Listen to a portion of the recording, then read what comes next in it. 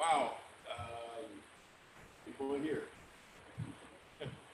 So, we really appreciate everyone that showed up thus far and celebrate 100 Flippinar here in Atlanta.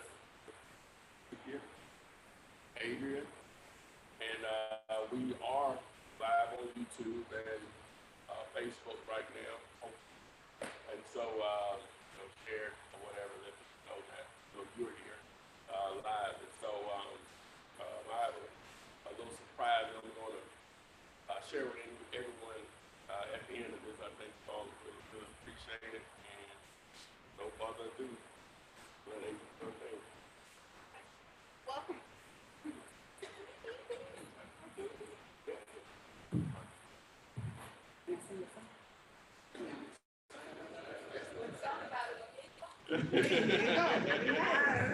Okay, welcome everyone. Again, I'm Adria, and the young lady that said, "Who is that? I'm in the picture. I'm in the picture. That's me.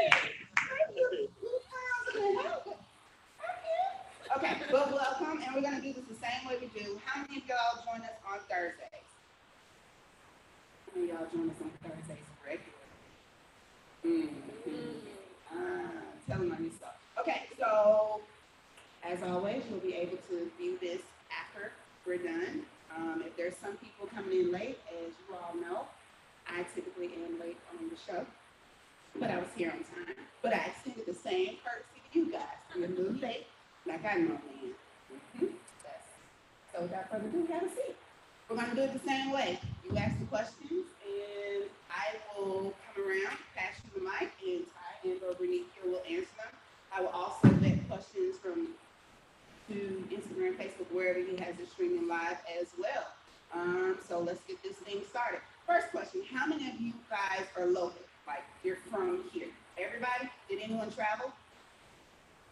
You guys travel? Yay! Thank you. Thank you. Where are you from? Savannah. Okay. And you guys? Can I catch you ride with you on the way back? Because I have to be punctual in my time with this guy. Okay. Okay, well, welcome. We have other areas of Georgia represented here, and we have some areas of Alabama. So who wants to go first? Questions? Oh, don't get scared now. Okay. Young man in the front. Here we go. I appreciate that doing it first of all. Question. Okay, I've been driving for dollars over 2 times when I get back from dollars time. We're driving for dollars. So I found a couple of problems that look high grass, bordered up. Okay, I also got the delays. So I think it's good trades and some of them about these LLC. Why can I, or do I call them, or is that the rate I'm holding on to? And, yeah. Well, normally, if it's in an entity or LLC or whatever, at the end of the day, it's still a person behind it. And they can be motivated to sell also. They can put the additional step as an investor to put it in action in his name, separate of the properties or their assets. But to answer the question, I would go ahead and contact the lender because you never know. You know. Now, the more likely when John Smith has things, they're going to be easier to reach, number one, in a lot of cases, versus finding out behind that entity. But you normally can go to I know in Alabama, it's the Secretary of State. It's a certain side thing. I'm doing this call. I just looked at my own stuff. And it tells you behind it. Now, people can get more complicated in layers. Find out what normally most people would stay on out. I'm not going to know that detail. And to add to that, by the way, I'm Dee, and I just want to welcome every one of you all for coming out here on this Saturday.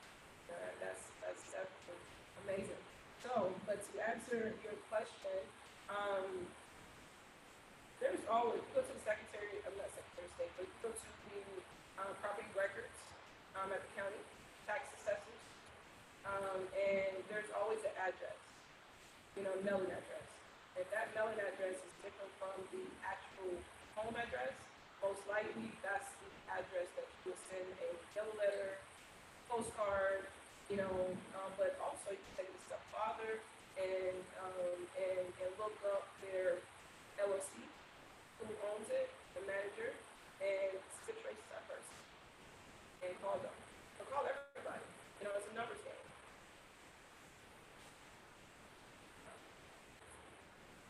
All right, per usual, let's give some shout outs to the people online that they can barely hear. It's probably because we're a little far away, but Robin Taylor says congrats on your 100th episode. And we have Arlene from Swainsboro. Is that near here? Or is it in Georgia?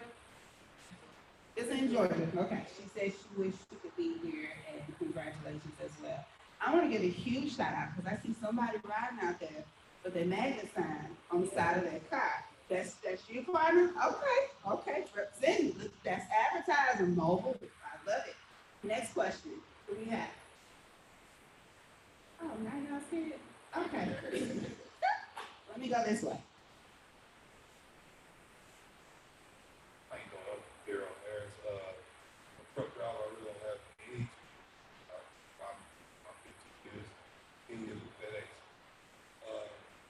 My question is, being someone with no experience in the commercial part is really like, what would your suggestion be? Should I jump right in the commercial, or should I go wholesaling the private part? My answer, you can do anything you want to do. So you just gotta, put the time into learning and teaching yourself about every aspect of commercial real estate. Now, when it comes to commercial real estate, it's a little bit more expensive, to wholesale, to move, to fix a flip, to buy a home. So, it's directly correlated to your resources and the amount of money that you may have to put this property under contract. Sometimes trying to wholesale an apartment complex and things of that nature, maybe $100,000 price money. So where do you get that from, or whatever the case may be? So it's the same concept if you wholesale anything. You wholesaling just as you wholesaling residential homes, it's the same concept. It's just a little bit more. You have to educate yourself on every aspect of commercial real estate, not which type of commercial real estate that you're really interested in, but it's an education learning curve. However, do I recommend you start there? It may be a little bit, because when you're dealing with people who can buy and sell commercial real estate, these are savvy investors. So they can pinpoint and really know what you're talking about. So you really want to be thoroughly educated when you're dealing with this type of assets. So wholesaling is a lot easier to get in. I mean, residential, a single family, is a lot easier because the buy-in is a lot more. You put a property contract for $10. So it's directly correlated to your education, your knowledge, and the amount of money that you have to be able to put the contract out there. Yeah, the way I like to answer that is it's going to be determined by how fast you need money, right? If your current lifestyle, your source of income for your truck driver, if that's providing, if you're good, technically you're good. You know what I'm saying? It's not like, well, I say check to check, that's going to be relatively individual or whatever. But if that's not an issue, then just as you just go straight into commercial. Because now you can take the time and educate yourself. A lot of people reach out to me, and I know I put my number out there, so I'm good with it. But and I hope no one ever thinks when I refer them back to my videos that I'm being rude or whatever. It's just that I know the information is free, and the question that someone may be asking is there, and they have to take the time out to take advantage of it. So, but I'm saying that to say is that it takes a physician, a doctor, someone that wants to be a doctor, 12 years to do that. I think 12. And so, why not take 3 months to educate yourself on all this stuff that's free, and you make more money than they make? You see what I'm saying? So, and then the more you educate yourself, the more you decrease your chances of fail, of, not succeeding. You know what I'm saying? So the more you know, and then again, especially with commercial, just go back to commercial real estate, it is so very important to be able to talk the talk. You cannot have any money in the bank. If you know how to talk the lingo and what they expect as far as, it's so common, as you start talking to commercial brokers, they want to know what you have, what you've already purchased, what your portfolio is like, and so on. And I always just advise anyone to just whenever they're trying to whenever they're trying to handle you like that, is that you always have to cut them off. Is this a job interview, or you trying to sell a piece of real estate, or whatever?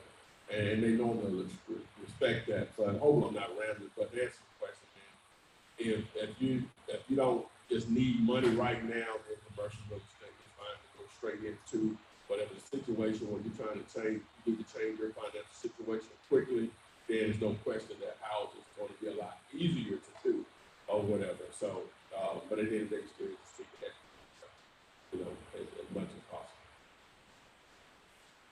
Okay. And take action. You're gonna do that in real life too. If y'all ever hear me sighing, it's because I'm getting ready to speak and he's continuing to talk. You got a card right here? Yeah. Okay, so online, and I know they can't hear, but I want to give them their due. We have Chris Sunshine, Mr. Gigi, always there, Daniel Baird, Off-Roader, which is a frequent subscriber, and everyone else, welcome. And keep in mind, guys, if you can hear me, you can continue to post questions online as well, and I will read those. Carrying on. Good morning, ladies. Good morning, Mr. Phil. My question to you, sir, is since Dealulator, do you still hang your minimum of 50 valid signs per week? What were we doing yesterday? Okay. I guess the answer is yes. All right. Second question, may I ask? If I were to create my own list of vacant properties that are not listed, should I use a skip tracer, or do Dealulator will help me find information of the owners? Well, Dealulator, aka Upstream, it does have a skip trace option in it. This is what I normally do, which is, doesn't say Dealulator PropStream. I brand it under Dealulator, but it's actual PropStream software or whatever. And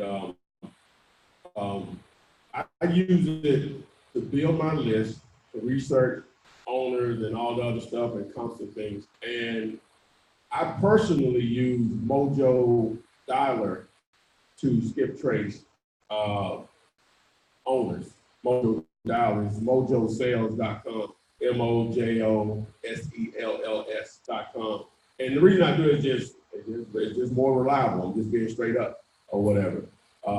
It doesn't do nearly the things that the other features that PropStream has. I just use it a combination. And it's not that expensive, or where you just pay a flat monthly fee. I think it's either, I pay it quarterly, but I think it's $25 a month. You can search as much as you want. It may be 40. It's no more than 40, but you can search as much as you want or whatever. And it's normally really good as far as pulling numbers or whatever. Now, understand, I don't care what skip trace or software service you use, unless you're going to pay some serious money for it. Most of them are only going to pull anywhere from, if you upload a list of 1,000 absentee owners or owners just in general, it's probably going to pull about 30 to maybe 50% of that list or whatever. So keep that in mind whenever you're doing your due diligence on a property. Now, if you never ever can't find an owner as far as a phone number or something, I always would recommend starting with the neighbors, because a lot of times they just know what the deal is with the house and how to maybe reach that individual. And then obviously direct mail option. Then a simple free, well not free, inexpensive other site that you can use and try to reach out to relatives is Intellis.com. I think it's the INTELIUS. and you want to make one of the backdoor relatives of that particular individual, and you reach out to them. You don't say, hey, can I have the number to that person? You want to leave your number for them, and then maybe giving them an incentive to say, maybe I'll pay you $500 or $1,000 if I do a deal on this property. Meaning when you get paid, they'll get paid, or whatever. Just give them an incentive. She concurs. All right, I see you, and I'll get right with you again, Jerome Kajumba. You're in College Park. I think that's close. Why are you not here? I hope you heard that on YouTube. Chris Sunshine wants, I'm sorry, actually, this is Daniel Bear. Tagging on to Dealulator, he says, I use Dealulator and I have sent out campaigns but have not received responses. What can I do to get people to reach out quicker? Well, I would always have to say, what are you sending? What type of list are you sending to? And how many have you sent?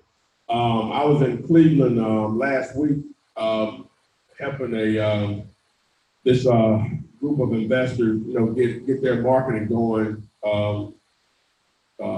Well, they're buying about 35 houses a month, right? And they want to buy more. They want to buy more. But all of their deals are coming through real estate agents and wholesalers. They will still deal with them, but they want to, be able to form their own leads because that's more profit for them.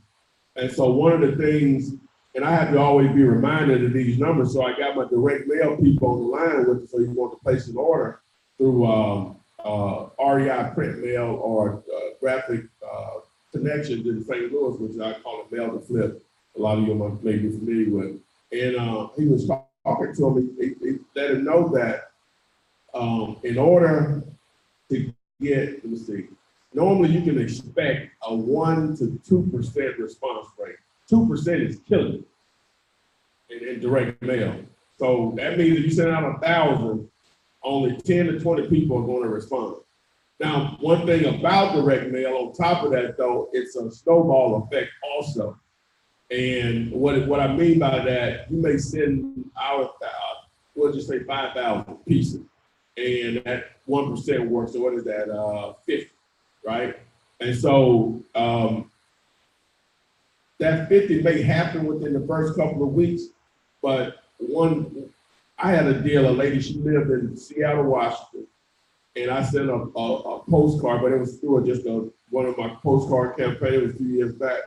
And she held on to that for 18 months before she called me. And we did a deal. So that's the thing about postcards or just direct mail in general. You just have to keep pounding that list or a multiple list to make sure you're top of mind for them. And I got a deal right now, and I'm guilty as anyone else. I don't do it as much as I do, but I don't like those results. But they can still be substantial. I put a house on the contract before I went to Cleveland last week, and I already knew I had a buyer for it. But the guy came out and looked at it, and we had just did a deal. The guy in California, representative in Birmingham, was an agent, and I put it in the contract for 100, and with the seller, now this is one postcard, and I put it in the contract with a buyer yesterday for 140. I hope it closes. I think we may have some title issues, but I don't know anyway. It's cool. It don't matter. I got other people waiting. So I don't. Yeah. It is a good thing. You know it is. So anyway, but my point is that was from I spent $1,500 on that campaign. So what's the return on that? And that's not a lot for direct mail. And another action of direct mail.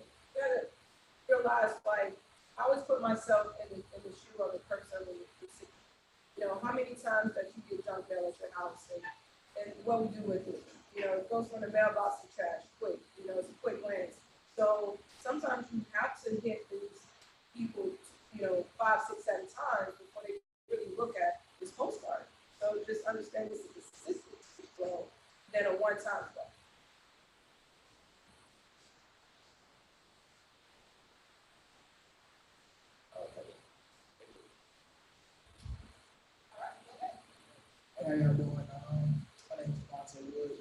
just had a quick question. I know you were saying, wanting to get something on the contract soon, what the reason is.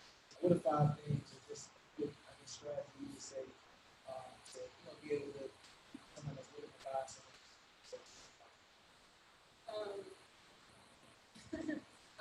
That's a good question. How to make some money quick. So really, it's a numbers game.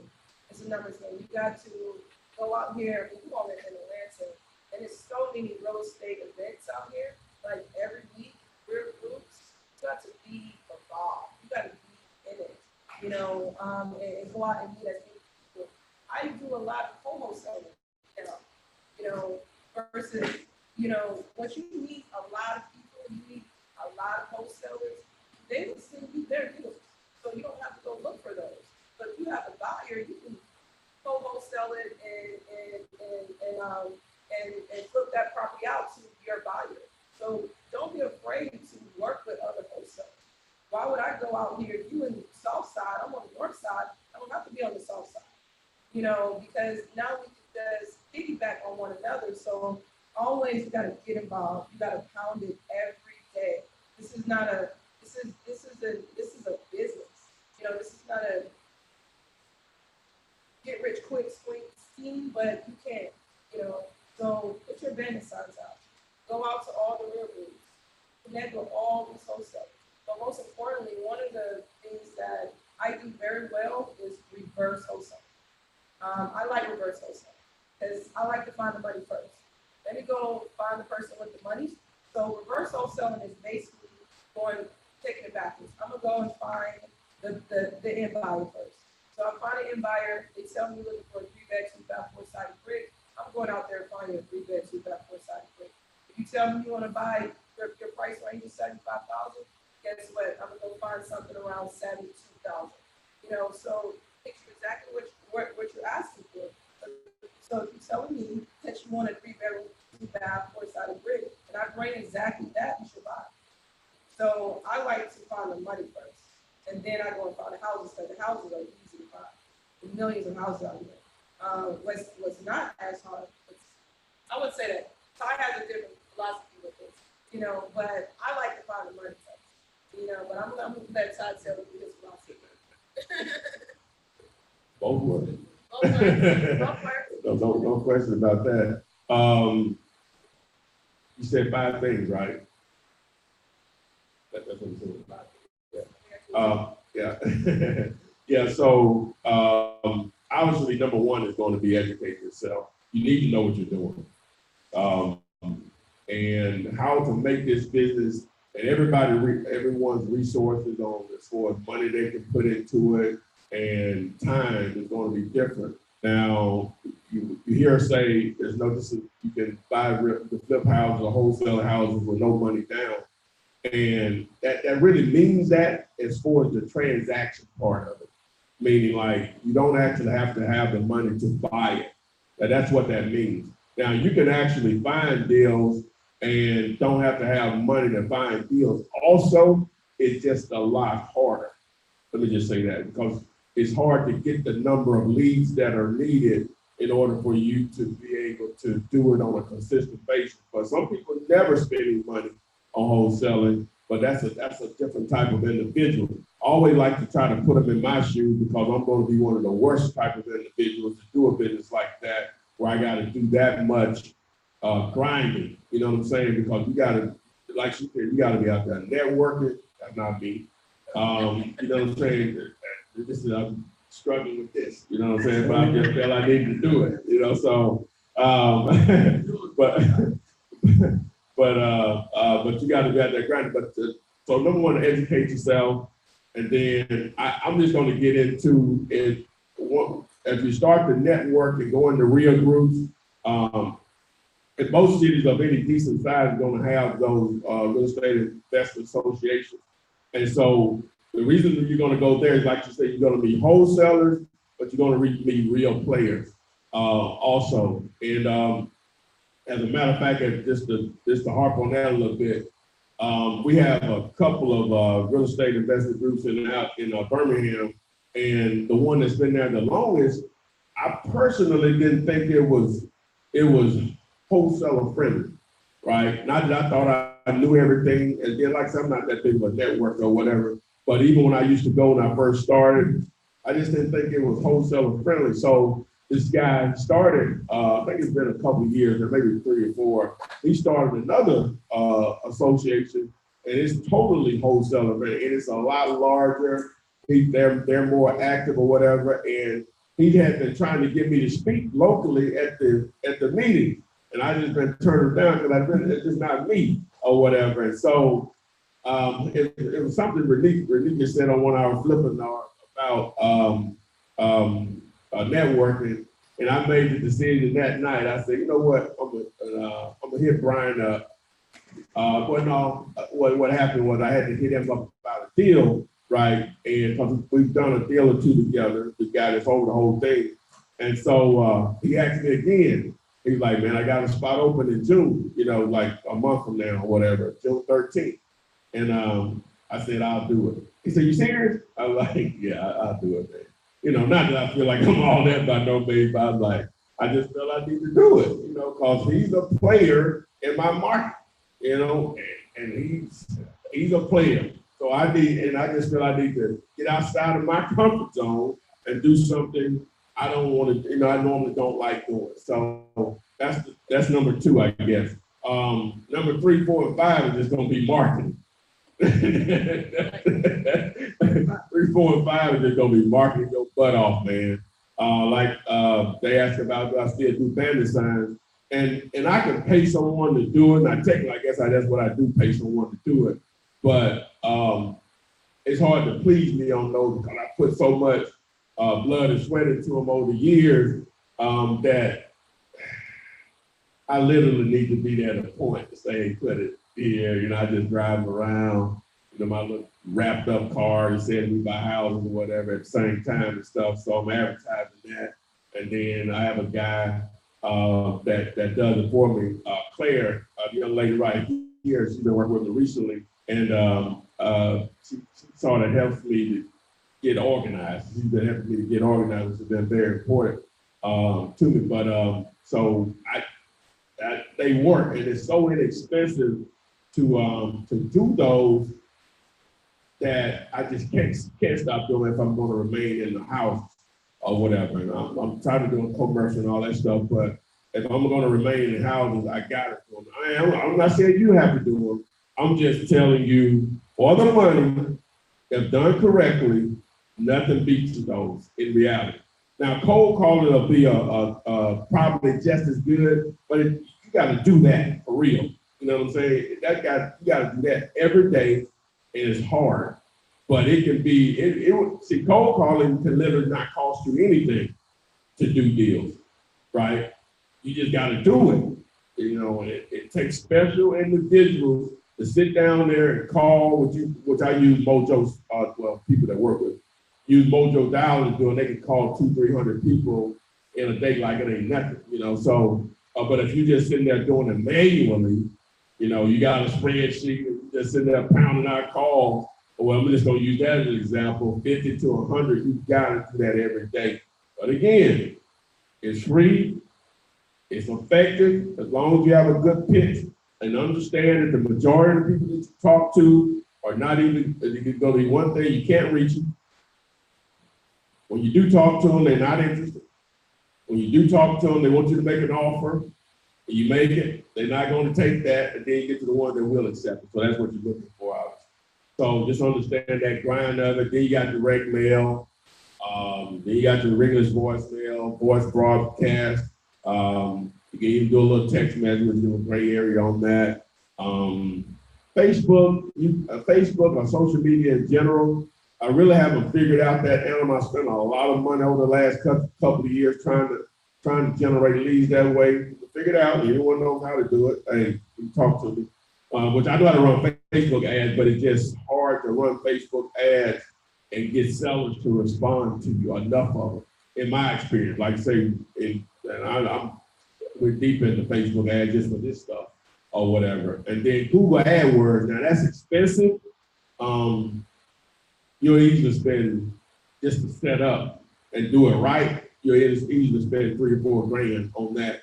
But Google AdWords are a different animal in themselves, is that someone that sit down at a computer or on their phone and said, sell my house fast or buy my house fast. So that's a different type of lead than anything else. That's different than bandit signs, different than direct mail. That's different than cold calling, because they've actually sought you out to sell their house fast. And I spend on it, and I really hadn't gotten a return on that I've been looking for lately, but I know it's coming. And I spent quite a bit of money on it. I know everybody can't do that when they're starting out or whatever, but it allows me to reach into neighborhoods that I normally can't get into. And then at the end of the day, a person that may respond to a direct mail piece that you're saying may not respond to bandit sign. Or a person that responds to bandit sign may not respond to direct mail. You see where I'm going? You know, so all those different methods will keep enough leads going that you can't even manage them all. That's where I'm at right now. That's why I use young ladies there to help me to try to manage it all, because I just have that many leads, and it ain't always been like that because I'm so unorganized. That's why I know anybody can do this. If y'all knew me and how I am as a human being, you'd be like, if this clown can do it, anybody can do it. I'm dead serious or whatever. So my friends think I'm a bum, but it seems like I don't do nothing, but they know I can pay for a few things or whatever. But my mom, she always called me, because she don't even know what I do for real, you know. She couldn't even tell. So she called me, she asked me how my work. I said, Mom, I'm always working. Because in my mind, I'm always working. I'm literally, it's like a curse and a gift at the same time. In my mind, I'm always working. You know, I may be sitting spaced out. I'm thinking about something. And if you want to see me get excited, mention something about making some money that I think I can do, and you're gonna have my full attention. It is where I am. So I'm ready. Go. I want to add to that. Yeah. Add to marketing. First and foremost, you are your own brand. So you have to let people know what you're doing. No one knows that you're buying and selling. I mean, where do you get your, leads from? People will just show up. And another thing I realized is that everybody wants to buy and sell real estate. Everyone lives in a piece of real estate. So everyone is really a customer. You just got to talk to people and be open to just network. Because honestly, you can go out here right now and tell people that you buy and sell real estate. Oh, I was thinking about getting into it. Okay, really? I got a piece of real estate. So carry yourself. You are your brand. Let people know your social media. Let people know that you are in the business of buying and selling real estate, and that stuff will just start to gravitate. All right. For those of you who have just joined us, welcome. Don't hesitate to go and grab some refreshments if need be. And if I didn't tell anyone, the restrooms are those doors back there. Okay.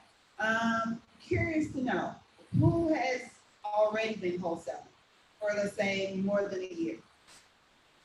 Okay. Who is just now getting started? All right. I want to ask one person, maybe one or two people, why do you want to wholesale? And I want to hear the reason. I would like to help individuals out of a situation that could be costly, stressful, and also if I can help them financially, that would be good. Who else feels that way? Pretty much same. Okay. You want to answer? Honestly, I have no desire for real estate. That's what I was turned on from the individual that I wanted to do. That's and I saw Mr. Taylor, and he sold me personality and the fact that he said, if I can do this, you can do it. I've done a lot of different things and never came out on top. So you can just listen to his story and the different businesses he's tried. I kind of connected to that. So that's what turned me on. It wasn't anything really about it. That's powerful what you just said. I want to add to that. Real estate can be a vehicle. Everyone don't love real estate like maybe tie-dye, but understand that real estate is an asset class. And when you're looking to retire, you need assets.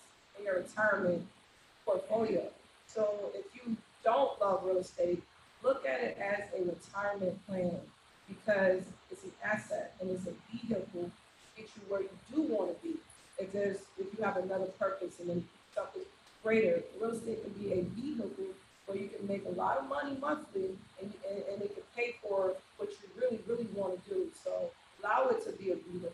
Allow it to be your retirement, part of your retirement portfolio, something. Okay, anyone else want to answer that? Yeah. Why? Let me add to what you say. I wasn't looking for real estate either. You know, I'm definitely a entrepreneur first in my mind anyway. And real estate was the only thing, well, at that time that I had ever actually made money from. I had, most of you all know this, but I wasn't one of these kids that, you know, grew up, you know, wanting to be a business owner. I didn't know anything about that. So, where I grew up on a dirt road in Murray, Alabama, you know, all we wanted to do was play basketball, chase girls, and that was it. You know, that was it. And I got inspired to go to college by my brother, my cousin that lived next door to me. When we were probably 13 or 14 years old, we went to visit him on, you know, he was in college at the University of South Alabama. And we were walking around on the campus and we met some of his friends, a couple of female friends, and the girl, you know, she knew I was, you know, she wanted to flirt with me or whatever. And she was like, you want to go back to my pad? You know, I was just frozen, you know what I'm saying? So that's the word she used. So hey, from there, you know what I said? I want to go to college. that was my inspiration to go to college because that young lady at the time, a lot older than I was, you know, just messing with me. My brother was dying to laugh or whatever. So that's what made me want to go to college. So when I went to college didn't teach me anything, but oh my God, gambled a lot, had 3 jobs, full-time girlfriend. I don't even know how I did it. It took me 7 years and I was going. And so, but while I was in college, I realized I wanted to be an entrepreneur. Now, I can't even tell you what happened to do that. So one of the first things, you know what? I know exactly what happened. One of my friends, he was at another university and he wanted me to come to this meeting. I didn't know what it was. He said it was a business meeting. He said, hey, come, you know, I really want you to be there. Somebody I really looked up to when I was growing up. And it was an Amway meeting, right? And so, and some of y'all may not know what Amway is, some of you may, but it's a multi-level marketing. And so I tried that and, you know, I failed, obviously. And so, but it sent me in that direction, you know what I'm saying? That, hey, I want to be a business owner. And so that got my juices going. So from there, I think there was another multi-level marketing opportunity came up. I think the company was called LCI. It was like a phone company. They were selling long distance or whatever. That was the product that service that you needed for the multi-level market. Failed at that. Then I had the brilliant idea that I was going to take student loan money and start a used car dealership. I was going to have a story to tell. One thing. As I figured out, I don't know how we did it before the internet. I figured out how to get a dealer's license in the state of Alabama. It only cost me less than $200, you know, for a college student. Well, you know what, I had my student loan money, so it wasn't that, but so I figured that out and I started going to car auctions. But the problem was they'll make those cars look brand new and they'll be a total piece of junk, right? And so if you're not mechanically inclined, you would get drilled. So I was out of that business quickly. Long story short is that this was in the early 90s, so until I bumped into real estate through a friend of mine in 2002, he and his now wife were going to school to become real estate agents, and the guy that normally taught the class wasn't there to substitute. He didn't talk about being a real estate agent. He talked about investing in real estate and no money down techniques. And so my friend knew how I was, you know what I'm saying? I'm always tired, always trying, you see people say he always trying to do some business or whatever. You know, some people run from you or whatever. But I'm not aggressive, but you know what I'm talking about. And so he told me about it. So I was like, wow, okay. But I didn't act on it at that time. A couple of months later, as a matter of fact, I can tell you, December 27th, I was at home at my mom's and just up waiting on her to prepare breakfast. And so I won a card from she was an infomercial that I had already seen over the years. And you're like, yeah, right. So I caught it about halfway through the program, and I found it on another channel up the dial and watched it from beginning to end, which it didn't tell you anything, but hey, I made this much money, blah, blah, blah, or whatever. So I thought to myself, you can't be lying about all of this. And so when I got back to Birmingham, I did a search on this entrepreneur message board that I used to frequent, and I asked a question on there. I put a post, does cards and sheet program really work? And one guy replied, he was like, yes, it does, but Ron LeGrand's course is better. So I did a search for Ron's course. It was $1,500. I didn't have that type of money, and they had a condensed version of it. It's a cassette tape form for $69.99, $80 with shipping. Got that. All it was just a great teacher. Because any of y'all know about Ron LeGrand, he'll make you want to run to that wall to try to find a piece of real estate. So the teaser was good. The teaser was good for those cassettes. So I said, if I had to get a second job, I'm going to save the money to buy that course. And so a couple days later, I thought about eBay and did a search for his course, and there were some auctions on it. And lost the auction. Back then, the sellers could contact through email. Guy hit me up, said that I want a bootleg copy of it. And so we agreed on $400. Long story short, that still was a struggle for me to come up with that money. That's $400 I've ever spent. Because I went from zero knowing about real estate to learning about wholesaling, lease options, subject to, buy, fix, and flip. He had a couple more modules in there. And it took me about 3 weeks to go through all that information. I was listening to it when I wasn't at work until I went to bed, until I went through it all. And, so I'm saying to you, I wasn't looking for real estate. It was just something I stumbled into. I was fortunate enough after I listened to that course. I bought 50 signs. I overpaid for banner signs, $250. I put them out on a Sunday morning. First 2 calls I received were deals.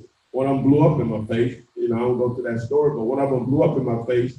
But the second one, I made my first $2,500. Not a lot of money, but it is a lot of money. You know what I'm saying? When it took you a whole month to make that type of money.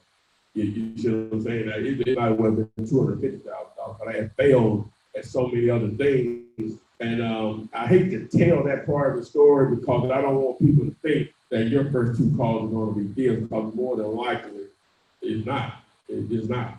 But it's real. It's real. And I get so fired up sometimes when I'm reading posts or comments and people say this guy's lying. I'm like, wow, like everybody on the internet, we all just have a meeting every week so we can come up with the same story. You know what I'm saying? Now, I'm not saying so people don't sensationalize the business or whatever. That's anything or whatever. So, but it's real. There's no question about that. The checks are real. Taxes are too. I'm curious. I'm gonna let you say why you want to do it, but how many of you, the ones that are saying that you're just starting out, and this is because we're close here, we're family, how many of you have told your family members, friends, loved ones, significant others maybe, that you want to get into this thing and they said it ain't gonna work? Like, honestly. I know you know it's real. Really? What's your response? Yeah, what have you said? You're new, or have you been at it? So what's your response? Are you just gonna go with how much I can show you better than I can tell you? Yeah, because I don't know. I think what's my response? Thank you, sir. If you've watched the videos, clips enough, what is your response to that? Because we talk about this on the show all the time. So we're not gonna talk about it. I just a real person like you. I'm not reading it. What is your response to those levels? Yeah, I guess it's kind of split. I had the blessing of growing up with a mother who was negative about everything. and I became an artist. And so when I started doing that, like, you know, obviously moms was obviously negative about that, and I did that. So I know not to share things with mom until like I bring it to her. But then I had a pops who, when I was becoming an artist, you know, was really gung ho about it. He was like, you know, 100% about it. He was trying to push me in that direction and really supportive. You know, I brought this to pops, and he was actually like, no, I don't know about that. I don't know about that. You know, she'll do this, or do this, or do this. And so with him, you know, he's like, you know, I'd have to see results. So I was just basically just like, no, I can't give you results in words. You know, I can just give you results and results. And, you know, I thought, you know, I based it off like, you know, the relationship we have, like, you see me be successful as an artist. So he's all like, so I figured, oh, you understand, like, when I see something, like, feel something, nothing. And so I thought we had that understanding, but then, I don't know, I guess internally I was just like, I guess just the same way. I mean, you know, it's like something you use as a driving force. You're like, okay, well, it's worth more than money in the bank when you show somebody like that. Worth more money. I always gotta use that on the shirt. It's worth more money in the bank when you show folks that you got money in the bank. I like that. So I say all that to say, like, for those of you, and again, we talk about it on the show on Thursdays. If you have any naysayers in your circle, because unfortunately, most of your biggest defeaters are going to be the ones closest to you. Stop talking about it. Stop talking about it. If they're not a part of your team, if they're not helping you, they're part of your squad, stop talking about it. Talk about they, what it stands for, but they, stop talking to them or they about it and just let your results show that this works. I mean, like Ty said, you can't come here and watch videos and not believe it. That can be done. And I just wanted, I think this is a good time to segue into how I got started. Because I got started the same way. I won't say my mother's negative, but, you know, I grew up in a household where you needed to go to school, get a degree, and get you a good paying job with benefits. So at the age of 17 years old, for some reason, no one in my family is in real estate, but I woke up and I said, hey, I'm going to go to school for real estate. So I had to determine what degree did I want? What did I want to go to school for? So I decided that I wanted to go to school for real estate. And at that time, Georgia State has a undergrad bachelor's program, so I decided to go get a bachelor's degree in real estate. But when I told my parents or my mother that I was going to go to school for real estate, she said, no, that's commission based, you're not going to make any money, and you need to go to school for something that you could get a good paying job with benefits. So my 17-year-old mindset was like, how can I not make money if everybody needs it? Everyone needs a house. I mean, so the numbers work.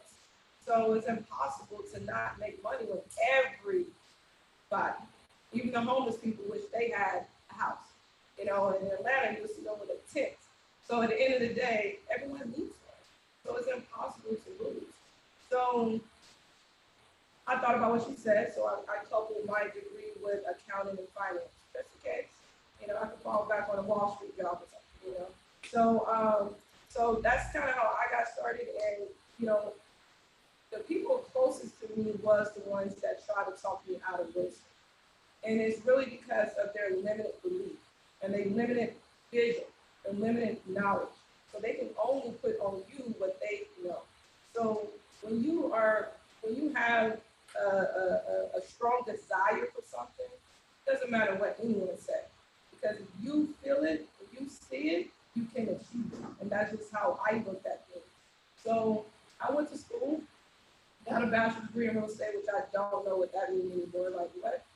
I don't need, you know, I just got a $30,000 degree for no reason when everybody out here with absolutely no education is making crazy money in this thing. So after I graduated, I would put it like this right here. Learning about real estate and money at 17 years old put my mindset in another place. Because at that point, I understand what money is. money is to be invested to make money off of your money before you use your money. And that's what money should be used for. Invest your money first and live off the profits, live off the interest. And when I understood that at 17, I looked at everybody like it was crazy. I mean, at 20, why are you working? Because it's not about working forever. It's about working for enough money that you can invest into something that eventually pays you. So when I learned that, I didn't want a job. It's like, no, that showed me that that's a long route to nowhere. You know, but when I got out of school, I got my first job because, you know, I had to. But it was in 2009. I got out of school in 2009. And that was the part of the crash. So trying to get into real estate around that time was almost impossible because it was 2009. But what I realized when I walked on that job, I looked at the lady next to me. She had been on that job for 20-some years, 60-some years old. Just lost almost $100,000 in 401k because of the crash. I looked over, I don't want to be that. Why would we sit somewhere for 30, 40 years to go nowhere? I realized that was a train to nowhere. And that's not something I wanted to be on. And that's what motivated me to want to be my own boss. That's just what it is. Because I wanted freedom. I wanted to live my life. And now someone told me what to do. So real estate and entrepreneurship gives you freedom. And it's a power like no other. When you're able to wake up every day on your own terms. You're able to move when you want to move. So regardless if it's real estate, entrepreneurship, get in it. Because it is a endless place. And so, however, I'm gonna tell you this one story. I bought my first piece of real estate when I was 21 years old. I was learning about it, but what I didn't know was, I knew I had a book knowledge. It's two sides to this thing. Book knowledge and real life experiences. So I got out there and a guy sold me a property he didn't own, and I paid for it. With no attorney. So I decided to take my student loans to buy property. And he didn't own it. So this was in the heart of the scammers. So that's what my book knowledge didn't teach me, how to identify scammers. But at the same time, I lost a lot of money, but it was the best loss I could have made because it got me straight.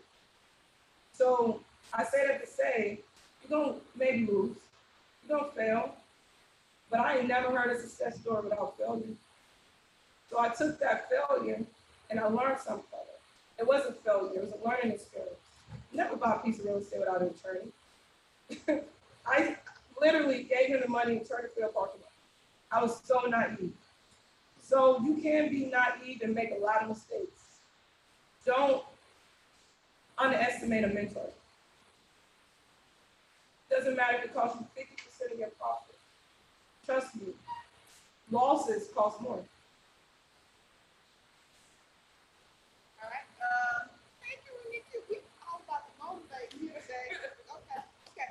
You were gonna tell us why you want. Hi, everybody.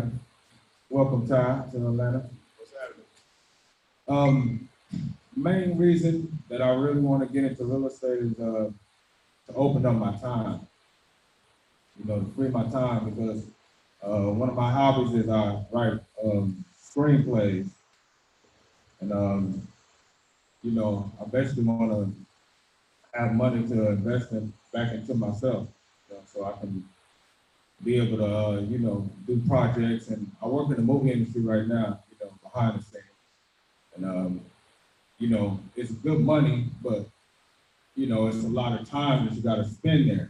You know, you got 12-hour days, 16-hour days, you know, sometimes, but, you know, I really want to be able to just invest into myself, you know, and I read that book, Rich Dad, Poor Dad, which I recommend to everybody. And it just basically changed my mind, you know, it shifted me to where, you know, I want to be, you know, more of a investor or or business owner versus, an entrepreneur or self-employed. So I think that's just one of the main reasons.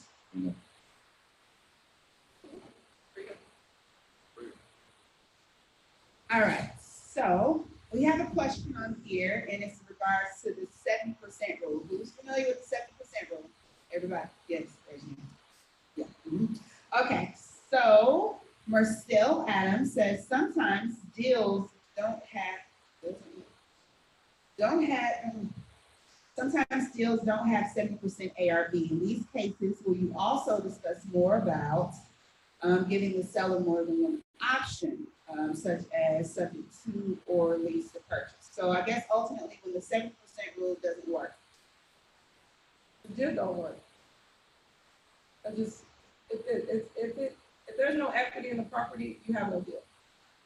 So you do have options to subject to and things of that nature, but is it still worth it on that point if you're upside down? So it's a numbers game. Don't make a shoe fit that don't fit.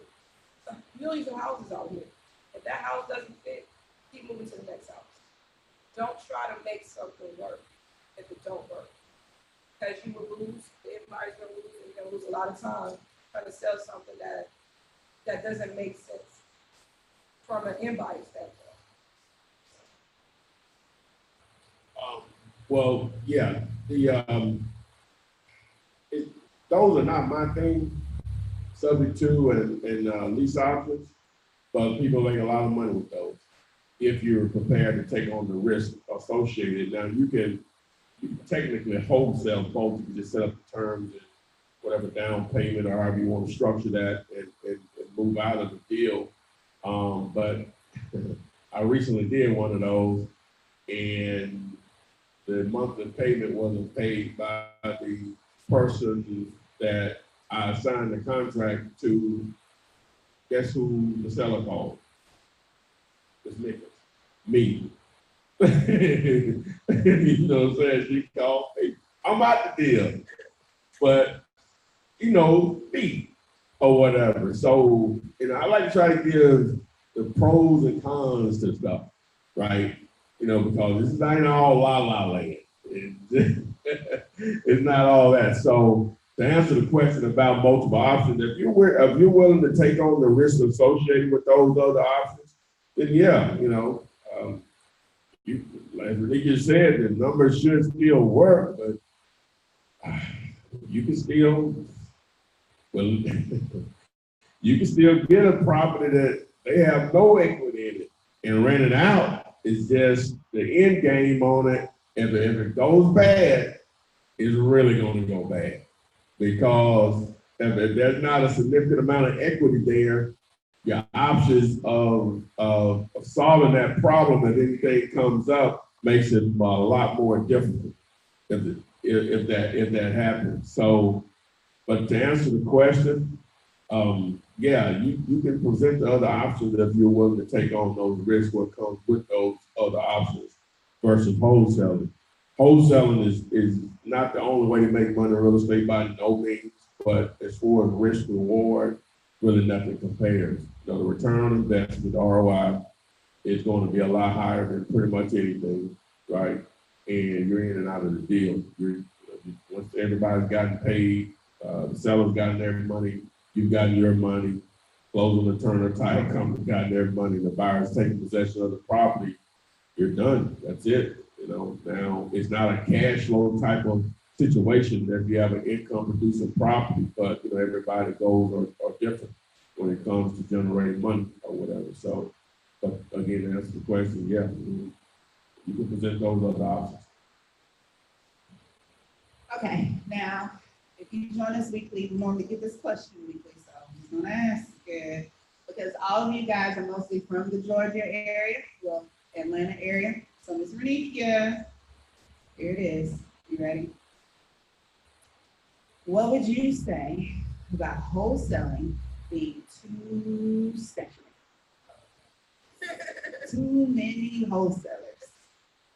As always, there's a Burger King, there's a McDonald's, and there's a Wendy's, all on the same street, on the same block. It doesn't matter. It doesn't matter. There's a million clothing companies, but you're gonna go to the one you like. Everyone's personality is different. I might not like this wholesaler personality, or this buyer's personality, if I call the bandit sign.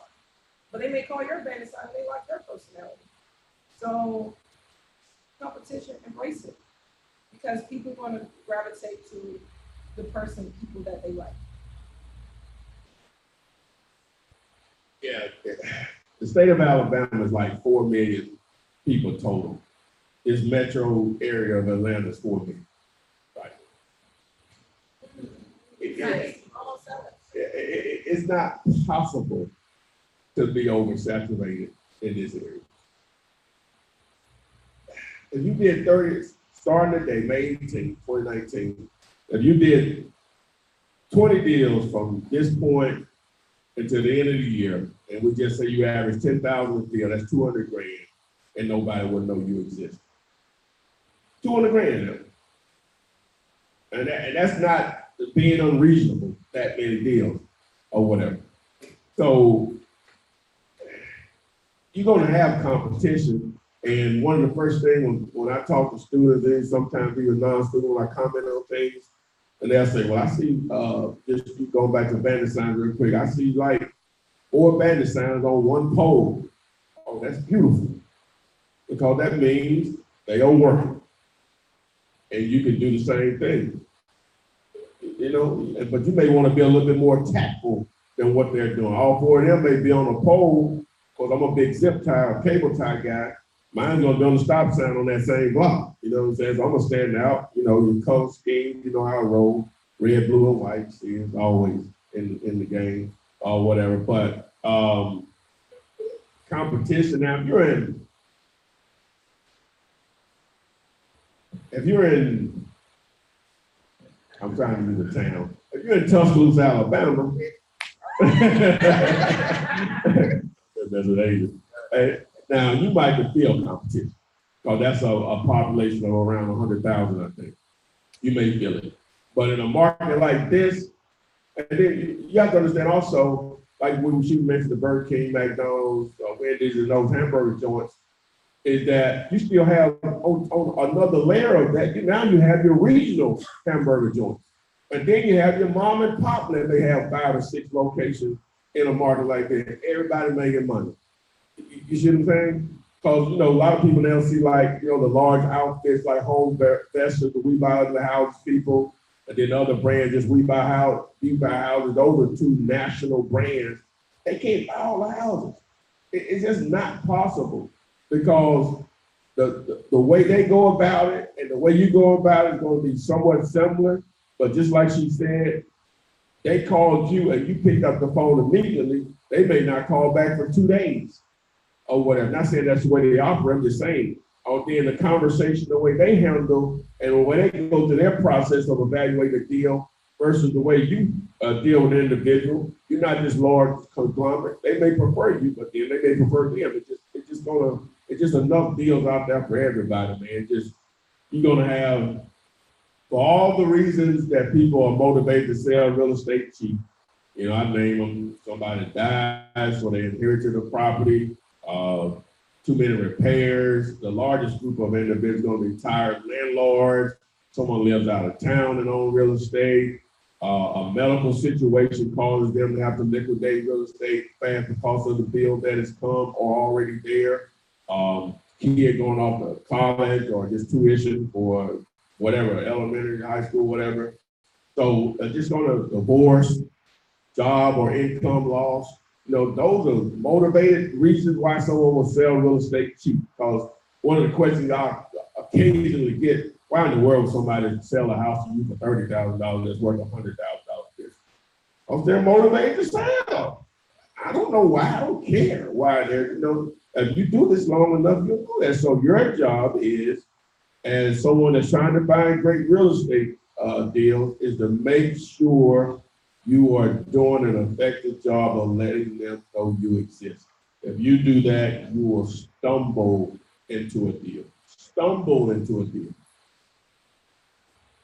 All right, and guys, okay, here come. I was just about to say, make sure y'all ask questions while you're here, versus me just reading them off the line.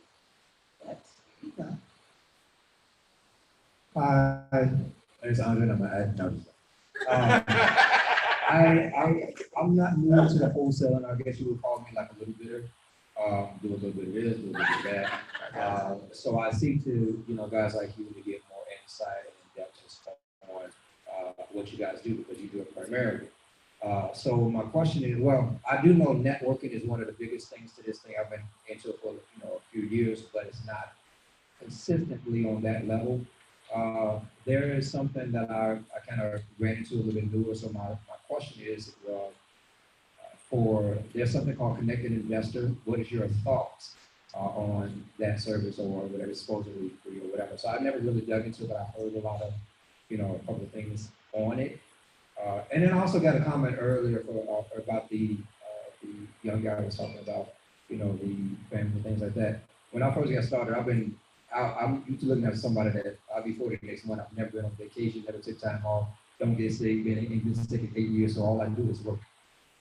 So, but my family knows, like, they know I work.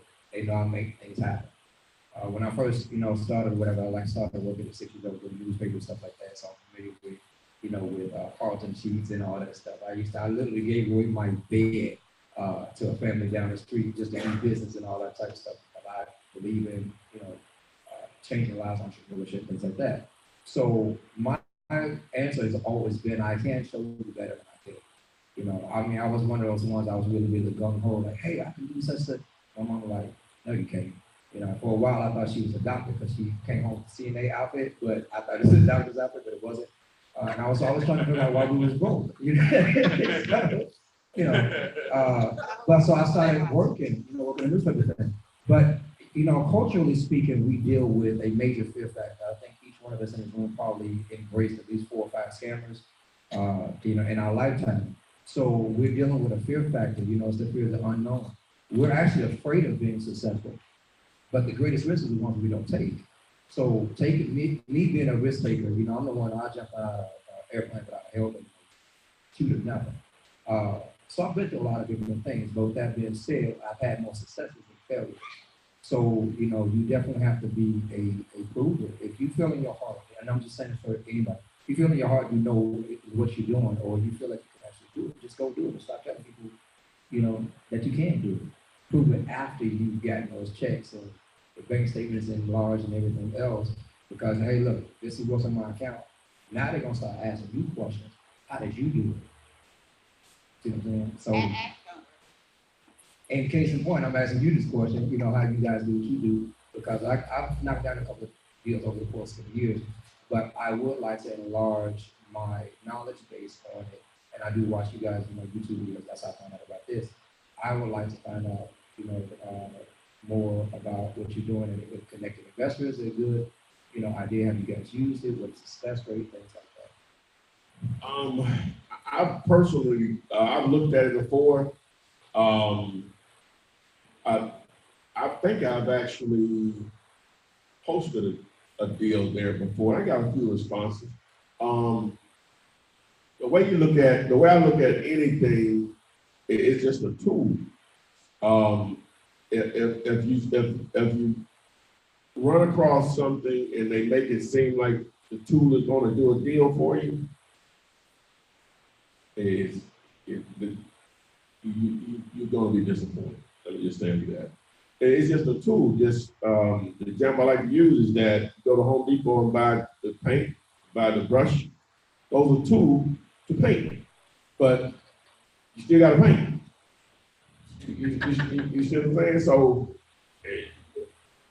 with Connected Investor, they may provide a platform no different than the Dealator and Profit. It's going to provide a lot of information and stuff, but you still have to put it in play, understand. The only thing it's really doing for you is equipping you with enough information or a platform where you can market yourself. That's fine, always. Or you can find an opportunity. Just understand that you're not the only one looking at that opportunity.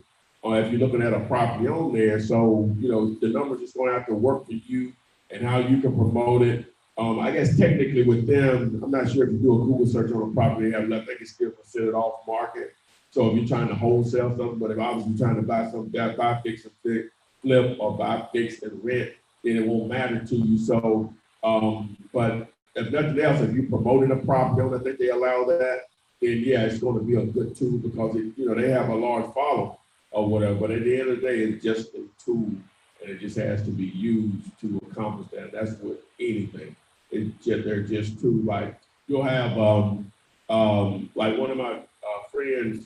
I don't think she's active now as a real estate agent, but she had MLS, but the fees, they have monthly fees or quarterly, how they pay it depending on the market. It's worthless to her because she wasn't doing anything. With all that information that it may provide, it's worthless because it's not being used. So her paying whatever that 200, 300, whatever the fee is per month, that can be taxing, if you're not using it, because, it's going to provide the information to make it a lot easier, but at the end of the day, it's not going to do deals for you. That's just understand that's not going to do deals for you. That's with anything.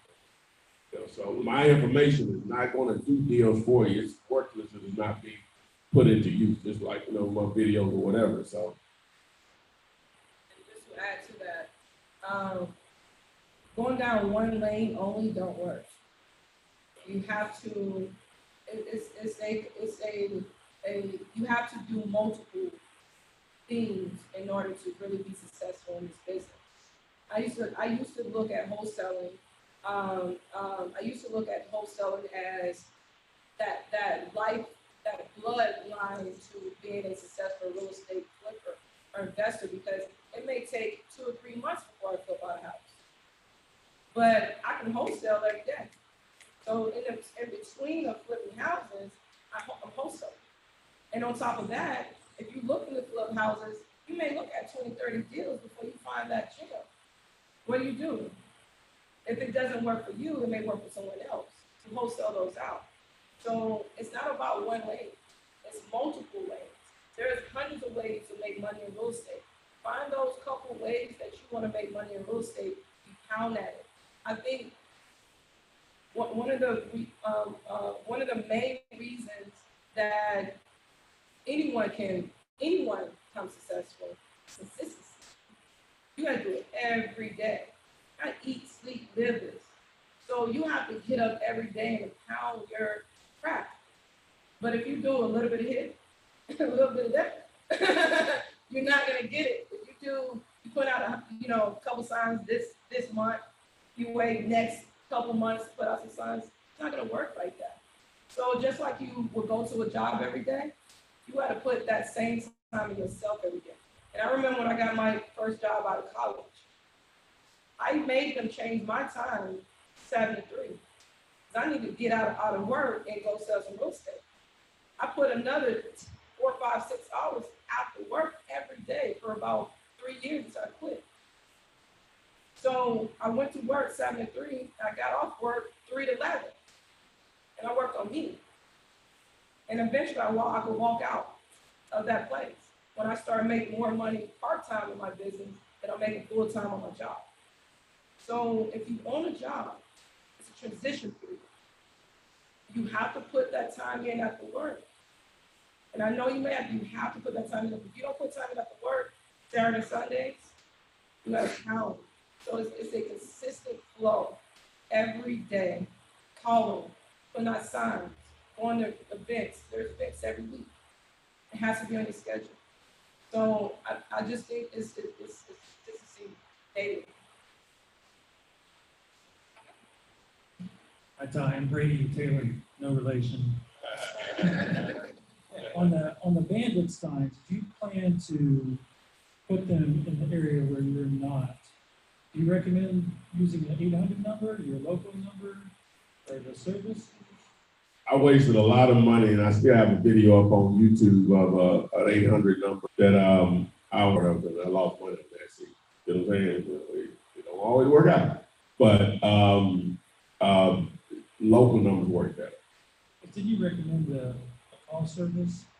Yeah, I use Bumber. There are a lot of services out there to provide numbers, but it's inexpensive. It has a lot of good features in it. The main features that I like is that it records the conversations. whether they calling me or I'm calling them through the service or whatever. So now when I'm out, I can just answer the phone and just have the conversation. I don't have to try to record it or anything, go back and, input the information for later, to whatever spreadsheet or CRM or system that you're using or whatever. So I like to use Bumper. Spelled B as in Victor, U-M-B-E-R. Instead of number, it's Bumper, like B as in Victor, U-M-B-E-R. And it's inexpensive. They have a 14-day free trial. And again, it allows you to forward that number to wherever you want to go. You can forward to multiple numbers. Then, like I say, it records your conversation. They have that feature in there. You can have voicemail. You can make calls from there. You can text message. You can see access to the number. That sign is an 800 number? No, it's a local number. You get, but they offer 800 numbers also, but I use local numbers. Like even when I'm targeting properties in other markets, and I have Bumper, I have so many, probably 20 right now numbers, and I use local number for that market. All right, and so whenever, and then depending on what it is, like with my Google AdWords stuff, I want the calls to come directly to me because I can't waste money on those. I'm spending so much money on it. But my direct mail and bandit signs, they go to a call center, an answering service, which they're okay, and I've somewhat tweaked them into what I needed to be. The service I use to be interested, it's what is it called? I can't even think of it. I just know the website. It's I'll pull it up later. I'll move it here in between the next question. But anyway, it forwards to them, and then they just answer it. We buy houses. You have a house you want to sell. I think it's the opening statement or whatever, and then it goes from there. And then I can listen to the conversation between them and the seller that's calling. And the reason that's important to me is because it gives me a tone and possibly their motivation level of wanting to sell. They're going to collect all the other information based on the script that they go by or whatever. But listening to the conversation is really good. Even when I'm talking to them, I can go back and listen to the conversation, but I may have forgotten one of the things that they may have said or whatever. So to answer your question, local numbers, in my experience, are better. Now you'll see the 1-800 number for like home investors who we buy other houses, guys. You gotta understand they spend a lot of money marketing that through billboards, direct mail, TV, even radio, or whatever. So they spend a lot of money on it. You won't get the same impact, with the type of marketing you're doing. It just, I don't have any proof of this, but in my experience, people just prefer to deal if they think they're dealing with someone locally, especially just, you're dealing with just regular people just want to sell a piece of real estate. So they probably want to deal with someone locally that's familiar with possibly their area situation, in my experience. I'm saying that I have any facts on that. So definitely, in my opinion, local numbers. Okay, thank you. I always put myself in the shoe of the driver. When you're driving, we really don't have time to write down and remember an 800 number. So, that driver may see your sign about 2 seconds. And if it's a lot of numbers on there, they're not going to remember that. But one thing I will remember, I already know 404. So the rest of the numbers I will remember because I know my local area code. So I always put myself in that position. So I wouldn't ever put an 800 number on a bandit sign because of the fact people won't remember it. So and people's looking at your sign to exactly. The name of the answering service is Specialty Answering Service. Now, that is okay. There may be better outfits out there. I just tweaked them into what I wanted them to be, and I didn't want to try to go through someone else and have to go through the same thing. So I'll put them in the shape the way I wanted to be or whatever. But that's the one I use is Specialty Answering Service. I put it what the SAS. Hello, everybody. My name is Eddie Charger. Hi, guys. Thanks for coming out. I had a question in the same context of tools. Deal You Later is something I got put on through you and understand it's PropStream. prop stream is just so big. There's so much that you can do. I want to get in your opinion, what's the best way to utilize it as far as like, the key points that you go and search, what type of list that you find works best using that system as opposed to something like list source or one of the other key component tools used for lead generation. Okay, yeah, like, the first thing I want to do, it just depends on what I'm doing, right? Okay, what I use it for the most is just looking up properties and it's just looking up properties. So the first thing I'm gonna do is look up who owns it.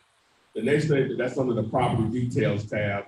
The next thing is going to be, I'm going to go look at transaction history, right? Transaction history to see, what they paid for it, if possible. Sometimes that information is not there. Try to give me an advantage as far as negotiation.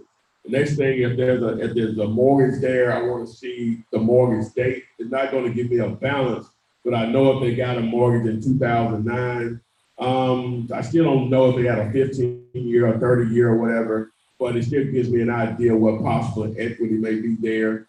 And then I'll get into the comps. Now, it's going to automatically give you a value. And I reached out to the software developers the other day because in a particular zip code in my market, it was coming up with comps like 32 million, 29 million. And so they looked at it too, and they were glad I brought it to their attention because I kept seeing it when I looked at a particular zip code. And what it was is that they were taking into account packages of properties that were sold, right? And so they're going to change the algorithms to remove that or whatever. But I still know how to fight through that because all you have to do is that when I go into comp zone, I don't just look at that value that it offers because it's taking everything into consideration. And that's not really how you want to evaluate a property. You don't want to look at the property that sold for 500 because Renika and our brothers and sisters and she needed it over to me and we just put a price of 500. You can't take that into consideration, but it will. So what you do is I like to go from low to high, and then I look for consistency at its highest point, right? And what I mean by that is I may have a comp for 200,000, then I may have one for 150, 149, 142, then it may drop down to 75. So that 142, 149, 150, that's where the consistency is. And so you can uncheck everything and just check those three, and it's going to automatically come up with an average for you. If you just want to go solidly by that average of numbers together or whatever. And then the other thing it'll do, it'll allow you to zoom in on, like, when you're looking at comparable sales, one of the tricky things, like, if I don't know anything about Atlanta for real, right? So when you're looking at a market, and you may see, I can give you an example of a area in Birmingham. You have this neighborhood called Woodlawn, and you have this neighborhood called Crestwood. They're in the same zip code, a portion of both of them, right? And they butt up against each other, and a railroad track separates them. You'll have properties that go from a $50,000 ARV to $400,000 ARV, and they're no farther than here to the end of this parking lot out here from each other. But if you're looking from a distance, talking about virtual wholesaling, you won't know that. So whenever I'm looking at prop stream, I go to the comparable sales map, and if it's enough comparable, sometimes it's not, but if there's a lot of comparables, I'm going to zone in and try to take away any main streets crossover. Sometimes it doesn't matter, but you have a main street, normally it'd be in a dark yellow. I'm going to try to keep my comps within the area where mine is in between that crossover street to try to ensure my numbers or whatever. Because the closer you can get to the house that you're trying to target, which is defaulted at 0.5, which is a half a mile, and within a year, and then it's going to be within that 25% up or down as far as square footage. So it's already defaulted the way it needs to be, but sometimes you may not have enough comps, so you may have to stretch out the distance. I'll go up to 0.75, then I'll go up to 0.95 to stretch out the distance to pull in more comps. or sometimes the square footage is out of whack of the property that you're targeting. The average square footage in the area that you're targeting may be 1,500 to 1,700 square feet, but the property you're looking at is 900 square feet.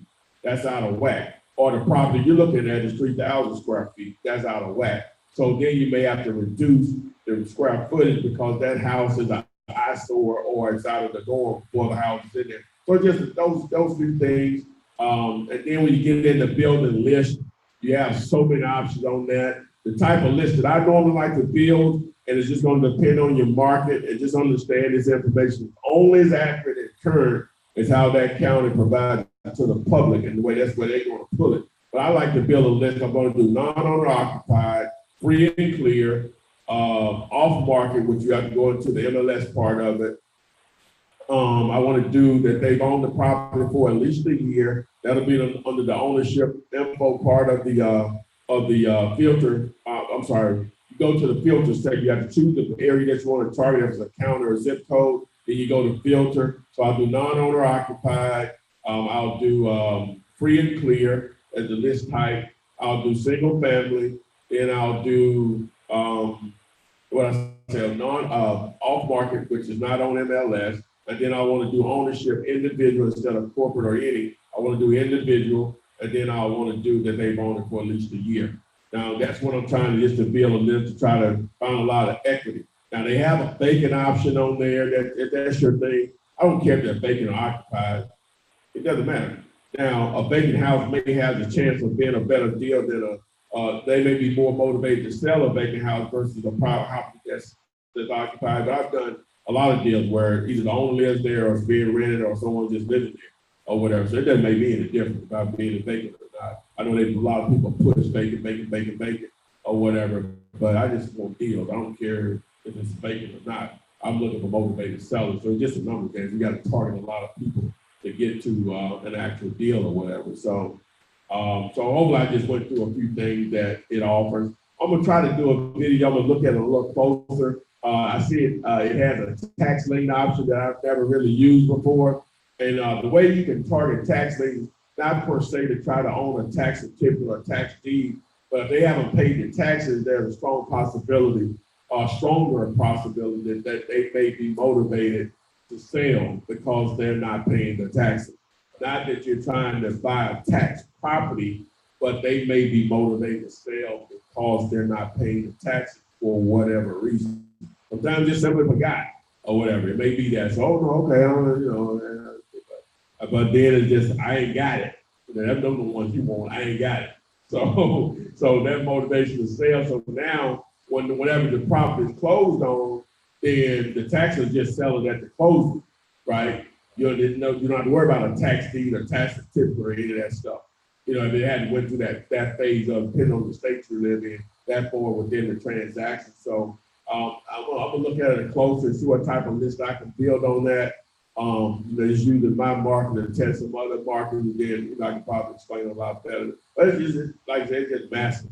And a lot of people I know they probably cancel the script because it can be overwhelming because of so much information.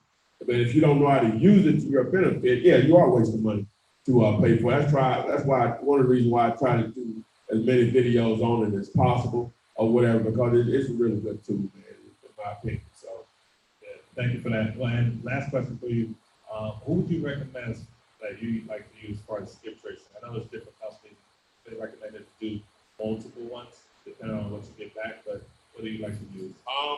Well, in my process, as I mentioned a little earlier, is that I'll build my list in PropStream, and I'll use Mojo Dialer, which is mojosales.com is the actual site.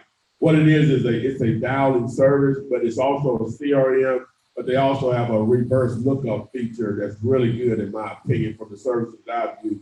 As far as price, now, Radikia, what's the name of that? TRN? Okay, she's gonna go over the list, total list for you, but it's like only, like I say, it's either $25 or $40. I don't want to pay for it quarterly or whatever, but it's really good. Just understand again, unless you want to spend a lot of money per lead, that's going to be a very affordable price for most people. but it's not gonna pull every number. It's only gonna do it in between 30 to maybe 50% of the numbers that you pull up, and then you got to go to the next level and try to access some relatives or something to reach out to them to try to find an owner or whatever. So And just to give you that skip trace list, TLO, Prospect Now, LexisNexis, which is probably the most expensive, is what creditors use, banks use, everyone, yeah. So that's probably gonna be very, very expensive. Then Verified and Locate Plus. I like Locate Plus. I have had a lot of good experience with that. About $75 a month, but it's worth it. It's worth it. It's the best thing to your business.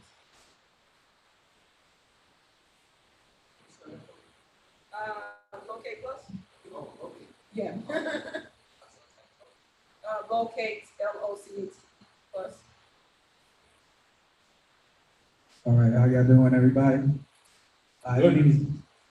What's going on, Ty? Welcome to Atlanta, Ms. Renee. First, let me let everyone put on blast right now. And Ty, because you're the man, I had to drag my lady here this morning. Today is her birthday. So, oh wow.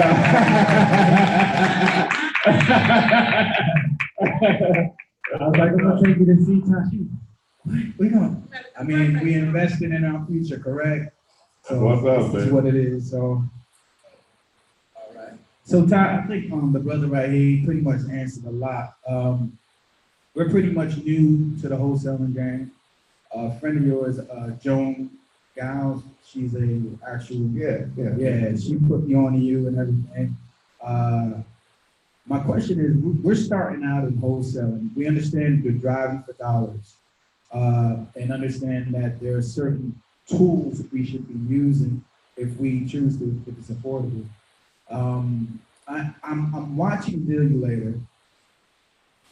Like this morning, I went out and I told my lady, I'm gonna get out there, I'm gonna do some bandits. I've been writing them myself because we're on the budget. You know what I'm saying? But I'm still doing them. Made a poll for it to put it all the way up there. I'm using Deal Machine. They gave me like a 30-day free trial. I'm trying to see what benefits Deal Machines give you versus Deal You Later. So, I mean, yeah, Deal You Later. As far as if I'm going to come in and can I use is Deal You Later friendly for driving for dollars? Like using your phone and because like if I'm out there and I want to look at a property, I guess Deal You Later, I'm going to probably answer it myself. I would be writing down these addresses and getting home and put it in front of the computer, correct? Yeah, it's not mobile or tablet friendly at all, right? It's horrible.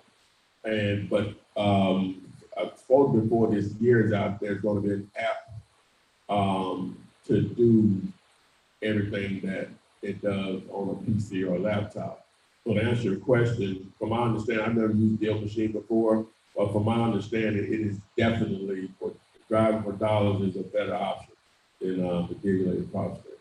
Because it's not smartphone or tablet friendly at all, whatever. But it's in the works to correct that.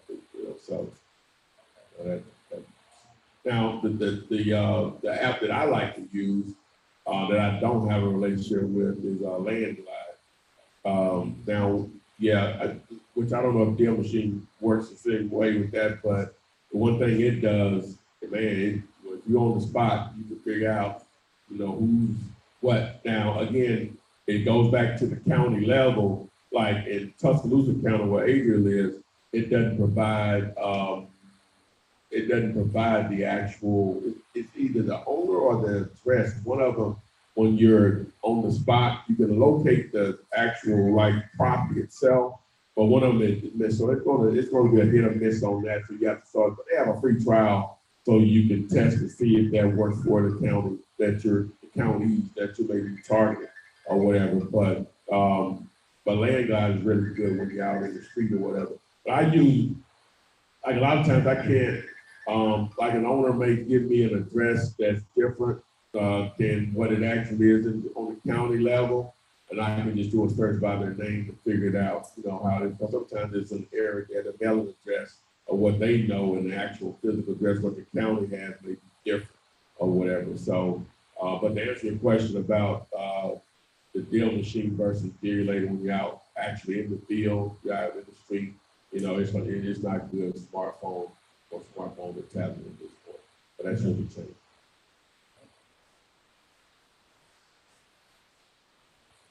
I have a quick question. You mentioned reverse wholesaling. I went down to the county tax assessor, trying to get a list for, the link for property taxes. But, I met a buyer actually that he basically buys land and, builds townhomes on it. So he's looking for, you know, those type of deals. And I just want to see exactly who you recommend as far as, you know, I'm looking at wholesale or reverse wholesale, whatever. I don't know the difference. But what I know they got like bigger pockets and, you know, websites like that. Do you basically who do you recommend? You know, where I can find that type of you know, somebody I can basically, you know, network with and Oh, you got some? Or anybody here, you know, yeah, let me know. So, Absolutely. So, I mean, you got the hard part out the way. You found the money, and you know exactly what you want. So now you just find the land, find the townhome. So that's what you do. That's what we do, right? We go find properties. So just put those techniques in. Go look for land. Go look for these properties. But also network with everyone in this room. Like everyone is here in Atlanta. Everyone is in this business. Leave your co-wholesalers right here. But you also have real groups. Check out the real meeting that happens like monthly. There's a have-nots, won'ts. You know, I'll give you a list of all the groups of the networking groups that have meetings every week. So you go to these meetings, network with everybody. Tell them that you are a seasoned buyer, you're looking for properties, you want to co-wholesale, and they will start to send you deals. At this point in my career, I probably get about 30, 40 deals a week from other wholesalers just sitting in their properties. So you want to network with everyone in these real groups, everyone in these networking groups, and also put the techniques that we talk about on finding these properties. So put out your banner signs. Check out also Craigslist. Craigslist is a great tool to where everyone, homeowners, investors, everyone is putting their properties for sale on Craigslist. So that's another, go through that on a daily basis. When I first started, I started from, well, I bought a property, lost a lot of money, then I got a real estate license. I was like, let me try a different route because I lost too much money and I bought my first property. But my broker taught me how to bait.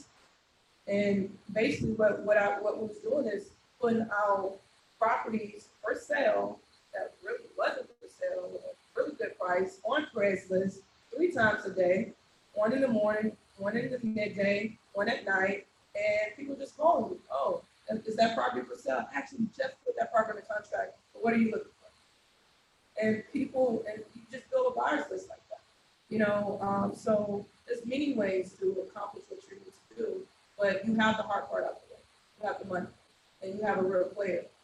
One thing I would like to also say, a lot of people focus on buyer's list, get your buyer's list up. I know a lot of people always buy but never buy. Let me say it one more time. I know a lot of people that's always buying but never buy. So you can have 1,000 people on your buyer's list, but they ain't not buying. You don't have any buyers. I have 5 buyers on my buyer's list, but they buy 10 properties a month. That is more quality than quantity. So look for those big players as well that wants to buy most of the properties a month. I call them residual buyers because I know that they're going to buy because they are in the business to buy. That's what they do. So find those big players. It seems like you maybe have found a big player. And I also want to say this: the tax sales that happen every first Tuesday of every month in every county here. Everyone there at the tax sales has a check in their pocket because you got to pay for the property right then and there. So these are real buyers. These are people that's coming in $1 million in their pocket, really, not at the bank, like sitting there waiting to buy these properties at the tax sale every Tuesday. Every first Tuesday of every month. So take advantage of that. Go out there and pass out your business cards. Things like that. How you doing? My name is Mark Love. I'm new to Atlanta. I'm a newbie when it comes to this investment world.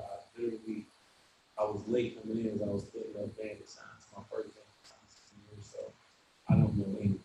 I'm here to just soak up game. I'm want to use wholesaling kind of as use the engine or use the profits made deals as fuel to invest into the stock market.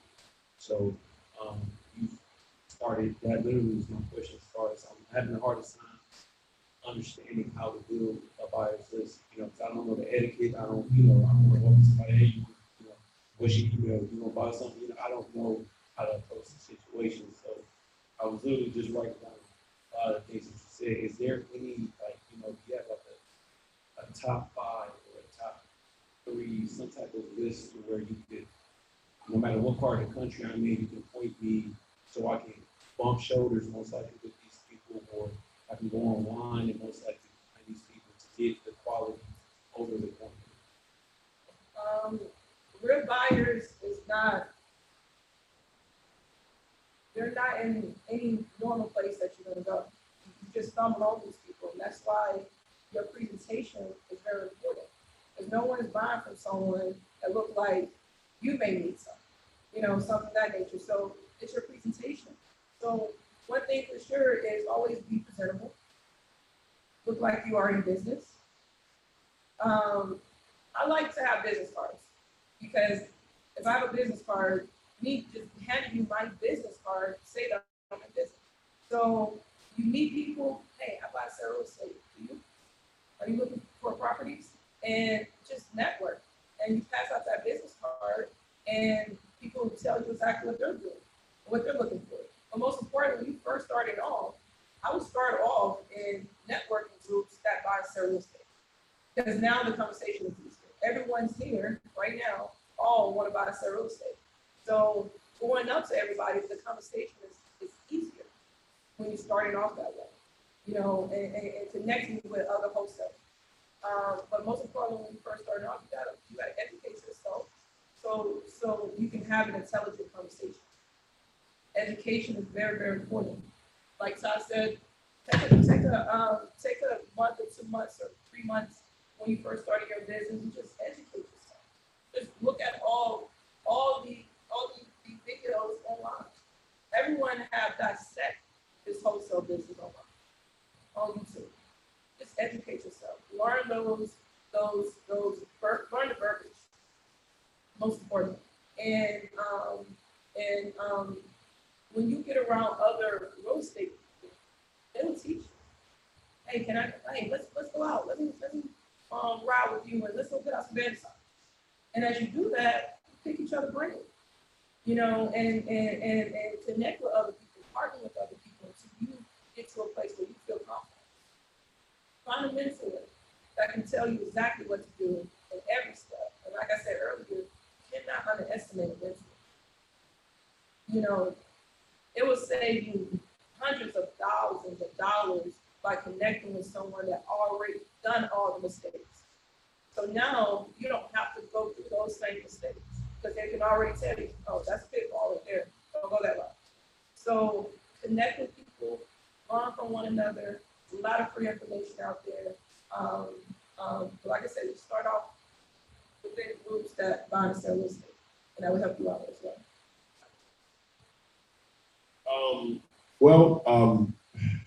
You were doing one thing that you could attract buyers through is you were putting out banner signs. Obviously, I'm assuming you were putting out signs to attract sellers. But one of the ways that, like, when you get a property on the contract, you'll put out signs. I suggest that you do anyway. put out signs that say, cheap house for sale, you know, whatever your price is, we'll say, 85,000 and your phone number. Now, you're gonna get all types of calls. You're gonna get people saying, hey, who paints your houses for you? Do you all rent houses? You know, all that, you know what I'm saying? But you're gonna have some wholesalers call you, which is good. And then you're gonna have cash buyers call you. Now, you can only sell that property to one person. So you may have 10 cash buyers to call you, or what you may think of a buyer. But the other 9, you're gonna collect their information for future deals, such as, you know, obviously their contact information, you know, how many houses they buy per month, what price range, what areas, what level of repairs they like to deal with, what's the minimum of bedrooms or bath they like to deal with. So your deals, your great deals is going to be your best method of finding, creating a buyer, just in my opinion. The other thing that you can do, and I was going back to the guys in Cleveland, I'm looking for some multi-family properties. When I was riding around with him up there, he was pointing out properties that appear to be multi-family properties that were vacant, that he would be all over there. He didn't know what to do. Now, this guy buys 35 houses a month, and he didn't know what to do to find out how to buy that property. I said, huh? He's like, yeah, well, what should I do? So I told him what to do. He said, well, you help me with it. So I was researching that area to find some deals, right? And so, and going through it, and some of this stuff, you know, it seems so simple. Even to me, I'm like, wow, why didn't I think of that before? While I'm looking through this, just looking at Cleveland now, I use this website. I was using this website to do it. Well, I guess I tell you the website. It's called Reonomy. It's a commercial real estate site. It's a little expensive, you know, but I was looking through it to find some deals for him. I was thinking to myself, if he doesn't want these, but I got 3 people just in probably 2 hours of looking. I got 3 people to respond to calls and text messages. Most of them responded to text messages. Because what this site will do, it provides, it's unbelievable. It's a little expensive, but it's unbelievable that it provides the owner's contact information, even if it's in an LLC or something. Cell phone numbers and everything. It's called Reonomy. It's spelled REONOMY. Reonomy.com. It's like $3.99 a month. You know, they have lower versions because they limit the number of properties you can download it and pull the contact information from, but it is so powerful.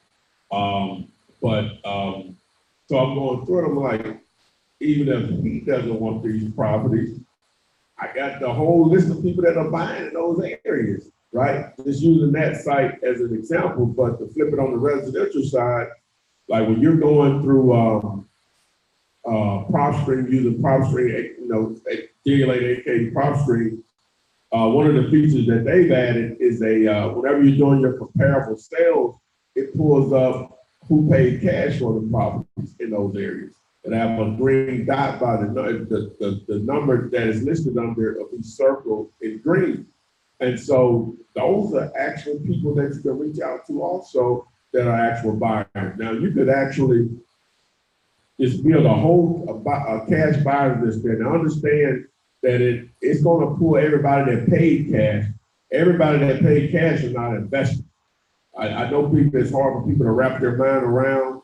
People just have money like that to just buy stuff of that in those price ranges, and they're not investors, but they exist. Trust me, they exist. I've sold people houses to people, I don't know where they get the money from, all type of situations, but they're not investors. They want to buy the house to live in, right? And so, but my point is that you can build a list there and just reach out to them either by phone, by skip tracing most of the numbers, and the ones that you can't, you just send them a direct mail piece to let them know, well, this is what I would do, because y'all know I love websites.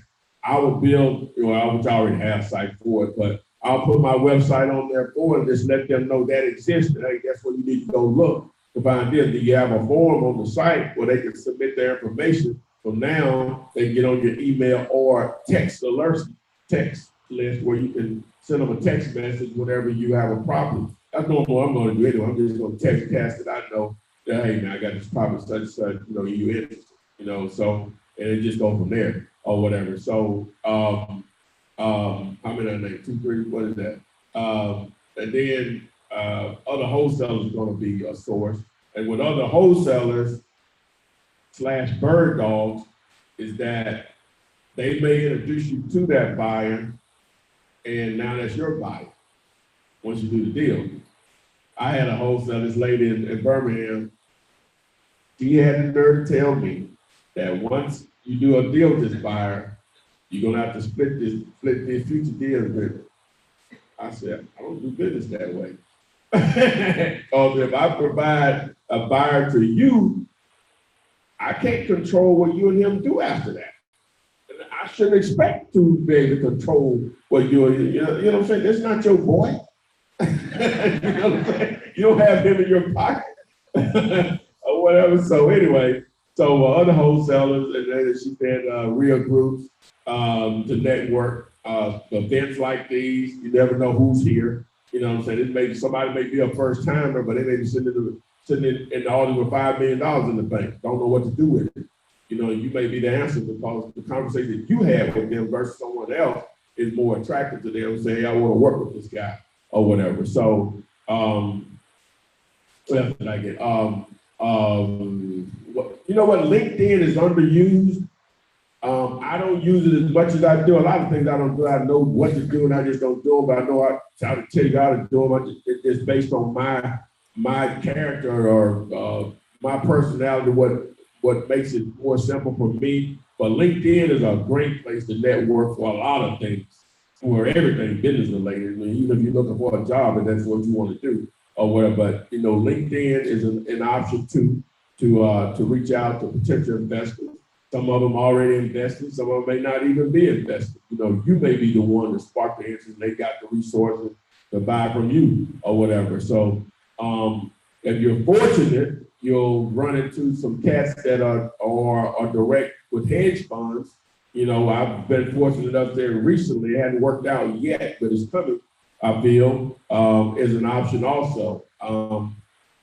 That's on a whole other level. That's how they buy up everything if you find exactly what they want, and they're gonna have unlimited money. Yeah, the second question. Oh, I'm sorry, you're not familiar. I'm sorry, I thought you were just familiar. Yeah, LinkedIn. It's spelled LINKE.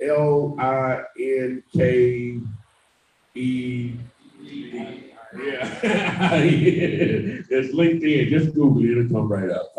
It's like the Facebook for professionals. Yeah, that just want to connect. LinkedIn. Like I was saying earlier, everybody really want to do this. So everyone is really a potential buyer. You just have to talk to people. But I know Ty doesn't, he was able to do this without really networking like that.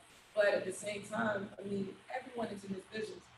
And one of my big players that I received, I went through 4 people, and then I was introduced to the man. So when someone introduced me to a guy who's actually, I guess, the person in the field, that person introduced me to someone else, and then I got introduced to the guy who really cut the checks. So at the end of the day, sometimes you got to go through people. So you never know people's network. So you got to understand, I'm one person, but my network is 2. So you got to look at people as, I want to tap into their network. So when you talk to people, don't underestimate who this person is. They could just be the person on the ground, but they're connected to some higher players. So you just want to talk to everyone, let everyone know that you're in this business, and just network with people and see how far. So a lot of times when you put it in a good way is those bait ads. Put those bait ads out there, and people will just start calling. You know, and you never know who's going to call you. So it's just no different from vending signs, but the difference in vending signs is that higher player may not be driving in the West, but he may be looking at Craigslist. He may be looking on LinkedIn. He may be, have his, so it's a combination of multiple ways to get that, to get those leads. Leads is the bloodline to this business. If you don't have any leads, you don't have any buyers nor houses, you're just not in business. So the key every day, the consistency every day, is how do I generate leads? How do I get more leads? Because leads is money. If my phone is ringing, I know I'm close to a bag. That's what they call it. So generate leads. Put in a marketing campaign. What is your marketing campaign? What do I do every week to generate leads? What do I do every week to get my phone? What is my marketing campaign? We talk about so many different ways of marketing all the time. Figure out what works for you. Cold calling may not work for you. I don't like cold calling. I like going out networking and connecting with people personally, because once I get your attention face to face, I got your attention. So you find those different marketing tools that work. I didn't mention Facebook Marketplace too. Is a good place to, like she said, if you want to do paid ads, to place them there also. Facebook is just getting stronger and stronger when it comes to selling anything. It's like Craigslist, but it's better, and more user friendly. Let me just say that, especially when you're trying to share information with people that who's not on Facebook or whatever. So, like I said, we wouldn't have phone number. Yeah, Facebook Marketplace. I was just gonna mention that you're new to the area. Okay, so familiarize yourself with the area. You have a full of people who would love to jump in partners. Slots, spot up. So you know that you're gonna need to learn the areas I was mentioning earlier about that train track type neighborhoods, how it costs from A to B and just crossing the tracks. You're gonna have to know that. So you're out putting out your bandit sign. You're also going to be out there. It may take partnering up with someone who is familiar, that doesn't like networking or that doesn't like cold calling. You have that personal, attitude, and then the other person might have the mindset, the business, so business. So you have to put it together like that. Okay. So the question I had was more so, but the question I had was for, I want to get both of your takes on opportunity zones, and as a wholesaler, how do you feel it's smart for us to participate in that? And then I also want to get your take. You mentioned marketing campaigns and leads. I want to get, being as though you're in Atlanta, what you find has been working or has been successful for you and your business as far as lead generation.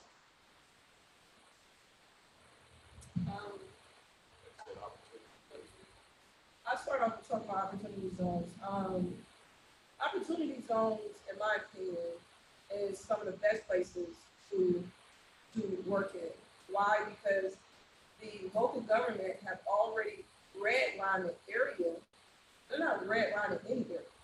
They redlining areas that they know the value of that land is high, but the property in the area is causing the land to be low. They redline it because you can go into these areas, you can buy low, you can sell high because you can gentrify these areas.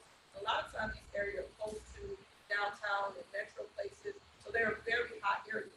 So I would definitely recommend to get into the opportunity zones, but don't get stuck in this opportunity zone, because real estate, the numbers is great everywhere, and not just the opportunity zone. However, the opportunity zone low hanging fruit, because the properties are low, the government has already redlined, so basically saying, somebody come get this hot land, I've already redlined it, the land is valuable, come gentrify this area. And that's basically what the government is saying. So it's a great place to get into and fix a flip, wholesale, whatever you want to do, because the land is great. Okay, so you're talking about opportunity zones, and you kind of define what it is: the hot land, the low poverty, high crime areas, the people coming in and kind of, ooh, let's go buy cheap those condos, and then everybody that's living there gets pushed out. That's the gentrification thing. But I guess, so for my man here, who's new here, how do you know for the opportunity? How can you tell what's happening in that area when I pass by and I can say, that's what's happening there? Absolutely. It's Google. Google opportunity zones in Atlanta. Opportunity zones. A lot of states have these opportunity zones. I'm sure y'all have them out there. I would think too. Just Google it. It's a website that will tell you exactly where every one of these opportunity zones is at in Georgia. So that's, yeah. So, but most importantly, one of the things the government tried to push people into the opportunity zone, because they sell you on this, you can defer your taxes for 10 years. But in order to do that, you have to put your profits in this opportunity zone fund. So you don't continue to work your money. Personally, why would I put my money in a fund that's going to cap me at 10, 12% when I'm making 100% return on my money by going out there flipping my own real estate?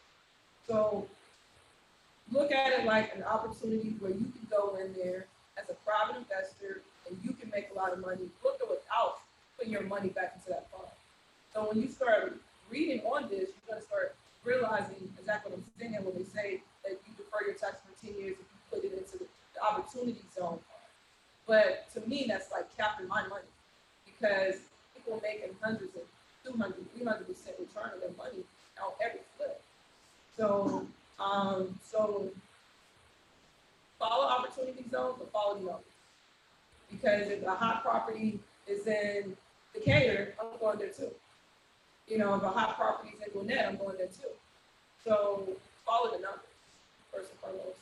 And then marketing campaign. What worked for me, I started my business all heavy networking. Almost create my own networking thing.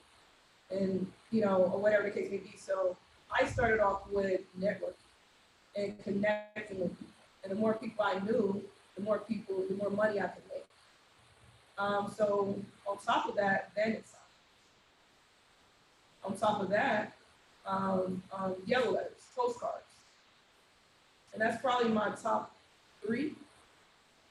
And of course, social media. You can't underestimate online. Social media, Facebook, Instagram, LinkedIn, Zillow, Craigslist. There's a lot of for sale by owners, SEO.com. There's a lot of places online where you can just look online and connect with people, and things of that nature. There's a lot of Facebook groups, such as Flippinar group. There's a lot of these groups. Get involved in all these groups. Talk to people in these groups. Figure out what's going on. So I would say that's probably my top 4. Online, yellow letters, postcards, and also drive for dollars. You can't underestimate that. But you kind of drive for dollars when you put out bandit signs. So you can kill 2 birds with 1 stone. If you put out these bandit signs, you're in these areas anyway. So look for properties while you would put out your bandit signs. So that's probably my top. I want to go ahead and say this. I didn't tell HR really did this, but I really appreciate everyone that come out today. And so what I want to do to show my appreciation, because you be doing anything else besides this, is that anyone that's here, I got to figure out how we're going to get everybody information to make sure to account for everybody that's here. I sell the course and all that stuff with the coaching. But what I'm willing to do is that some of y'all may need, some may not, but I'm going to give you access to my courses online for free, or whatever, whoever is here today. So we got to figure out how to make sure I get everybody information so I can get access to it, and hopefully, it'll take it to the next level or whatever. So. Appreciate that.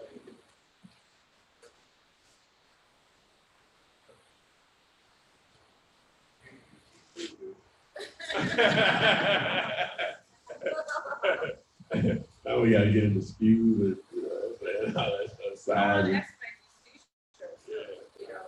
was somewhere the other day and the man had something about pain. I would have never said anything to he had this T-shirt on about payment, I said something.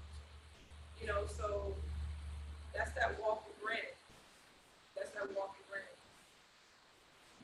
Hi, welcome to Atlanta. So I handle a lot of the marketing and the organization. I'm sorry to interrupt. I'm gonna pass this notebook around, put your first and your last name and your email address. That's it. Borrow the pen from the person beside you, okay? Put the phone number there too, because sometimes the email address is hard to. You know what I'm saying? Right. Okay. First and last name, email address, and a phone number. I got this. Okay, go ahead. Yeah, forgive me, guys, it's dying. So like I said, I handle a lot of the marketing and the organization of the business. What? Right now, I'm using my outside. Yeah.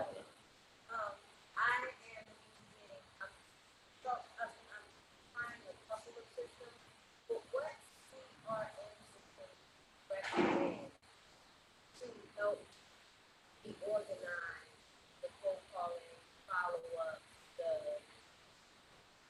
just a system that I consider organizing on track. What right now I'm using HubSpot,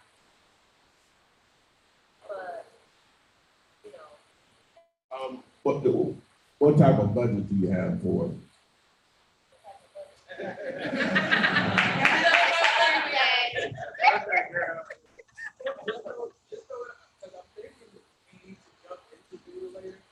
It's not good for that.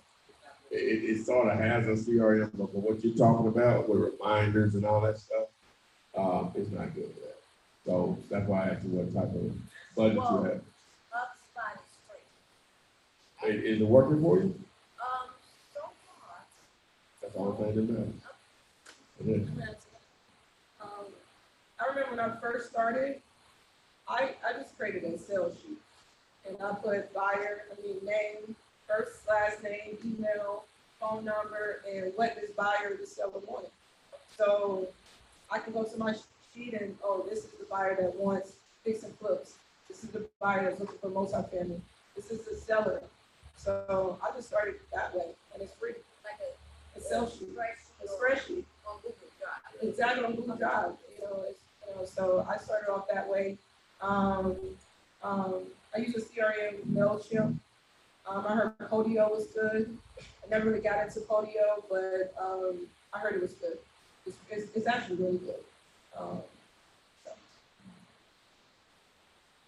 what's your thoughts on RPM?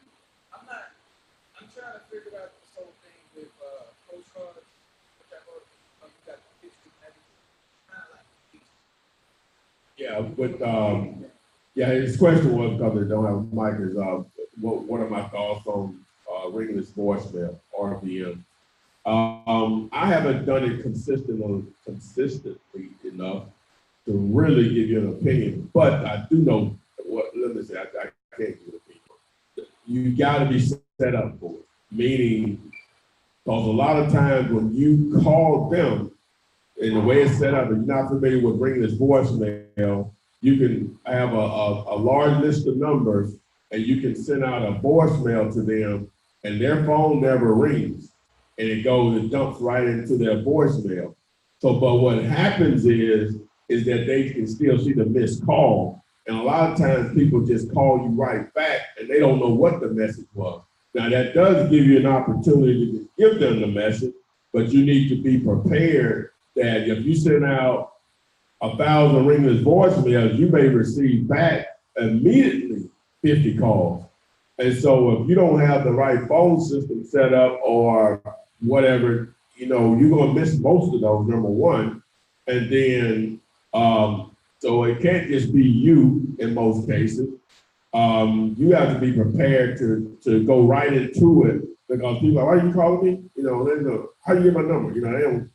They don't know you call about real estate. They don't even thinking about that. They may be sitting in the doctor's office or something. They ready to be told some terrible news or something. You know what I'm saying? So You know, you gotta take all that into consideration, so you have to be set up for it. So you may not wanna say it, it's only gonna be you and your wife, your girlfriend, is that you may wanna send out 50 at one time to ring this voicemail, because a lot of people, they're not even gonna listen to the message. They're just gonna call back or they see them missed call or whatever. Or that's what I do, or what most people do, or whatever. So, but it works, you know, like with anything, all this stuff works. It's just that you have to understand and be prepared to take the intake when it comes back. Or whatever, that's the thing. You're going to have to be prepared to do that. An answering service, yeah, they have to be trained right on that. But like I say, people gonna call back and they're not expecting that call. Now, if they listen to the voicemail and call you back, then it's a different ball game. Outside of them wanting to cuss you out, you know, because you don't get that too, or whatever. So, but if they call you back, now you have to be prepared, because a lot of times when they call you back, they're gonna say, well, what's your offer? You know, and a lot of times they're being smart or whatever. So, but you got to handle that. So you say, hey, we send out, we target a lot of people at once. If you would give me an opportunity, give me 10 minutes, I'll call you back with an offer. You know, now you want to try to get them to give you a price. That's always my objective, but some people just won't do it. They want you to, I had a guy tell me, said, if I give you a price, that takes away my negotiating power. I couldn't do them but laugh on you, right? Or whatever, you know. I already knew I was gonna get a deal with him. You know what I'm saying? But so that's ideal of what you do. So to answer the question, but voice broadcast works well also. I know all of you have received this. You answer the phone and said, this is your last chance to take advantage of healthcare, blah, blah, blah. You know, then they start talking. We all get that, but you can do the same thing. We buy houses in your area, blah, blah, blah. You can go right into it. You know, you can do that through voice broadcast service that I've used for that before. It's called Dial My Calls. Dialmycalls.com it seems to be pretty good, or whatever, with, you know, the voice broadcast. But again, now with that, you can set it up where your message will cater to them, giving them an option to press 1 and they can talk to a live person immediately. You can give them an option to leave a voicemail or whatever. So, you know, I personally like that better than ringing voicemail. Both are different. I'm not saying one is better than the other, just me personally, I like that better than ringing voicemail. Now, you sort of get into well, you can always, whenever you do the voice broadcast, is that I know in Dial My Call, it gives you a feature that you can remove all the numbers that are on the do not call list, so you don't get into that gray area or whatever, or legality. So, but you know, it works. You just have to be consistent with it. I failed to be consistent with it. I've gotten one house on the contract that didn't close. So I'm like that. I'm finished like that. I can't get immediately. So I need to be a lot more patient. I can tell you what you need to be doing, even though I may not be doing it all the time myself. So, but you know, voice broadcast, I personally prefer over in the voice broadcast. I guess the next question I have is understanding that we're in this to help people at the same time we want to make money. Some tax season, we're setting it up. You know, we personally set up the LLC just so we. But I mean, the game is really to hold on to money. How do you have a video that's like how you should set up, save money for that tax time, because you know, just because you made that 10,000, you're gonna have to pay off sales. I think this is where you come in with about, you know, control. This is that set up. Because the wholesaler actually building that capital. At the same time, I understand how taxes put that into the side. Talk about those good problems. Well, yeah, that's one of those good problems. But you know, it can be a good problem turning a bad problem from somebody that's, you know, experienced it or whatever. But at the end of the day, it's a business, and because you're in that business, you need to try to track everything. I don't do a good job of that. I'm trying to correct that, work in progress. But you need to track all of your expenses. You know, some of them are just straight out hard expenses. You go out and buy some folders, you know, that's straight for the business or whatever. You know, your gas mileage, but some of that's personal. You know what I'm saying? So that's where it gets tricky. They have apps to help you with that or whatever. Your office space within your house or your living, your dwellings or whatever percentage is that. And I'm not a CPA by no means. I just some general stuff I know or whatever. So, but at the end of the day, the way you're going to be able to alleviate a lot of the type of costs, wholesaling is so profitable in the sense that you're spending very little money in a lot of cases to make a significant amount of money. I was using that postcard example. If I took that entire postcard campaign and said that was the cost for me to generate that deal, you know, that's like, what is that? $38,500 in profit. You see what I'm saying? But you know, I can always say I got other expenses the way that I can justify. So I'm saying it's just so profit intense that you know you really need to get with a good CPA. I have a really good friend of mine that she went to college for that. She doesn't do taxes, or she works for a bank, she's a VP for a bank in their tax. She doesn't do taxes for people, she just does my taxes. If I listen to her, a lot of times I listen to her. It's another story for another day. That's actually a really great question and a good problem to have. And one thing I love about business is that you pay your taxes last. However, you can pay taxes quarterly. Like Ty said, you want to track all your expenses because you only pay taxes on the profit. So if you made 100,000, but your expenses was 60, you're only paying taxes on 40. So track each and every one of your expenses. That comes in your CRM, your sales sheet. Track it. If you don't have an accounting system, you have to create your own. You can create this in Excel. So track all your expenses. You can pay taxes quarterly. Most importantly, I would ask the tax accountant, whoever does your taxes, what is your tax rate? And whatever your tax rate could be 25, 24%, 37%, multiply that 37% by the money that you get. And that's the money, that's your tax liability. However, take into consideration that you're going to write a lot of things off. So write it off, but don't spend money just to write it off, you know, which I see a lot of people do because there's so many other ways to drop your money in an IRA account and offset some of those expenses. So you could offset a lot of your expenses at the end of the year by opening up an IRA account. I'm gonna drop $10,000 over here. I don't have to pay taxes. You know, if you married, you get one too. Now I'm dropping. You know, so there's so many ways to offset your tax liabilities versus spending it. So a lot of people think, oh, I need to spend more money and expense more money so I can have a less tax liability. That's not smart. You just want to create vehicles where you can hide your money and put your money in to offset your tax liability. And I also want to piggyback on what you said earlier about the CRM. The money is in the follow-up. I'm saying one more time. The money is in the follow-up. If you meet people today, you can make any money today.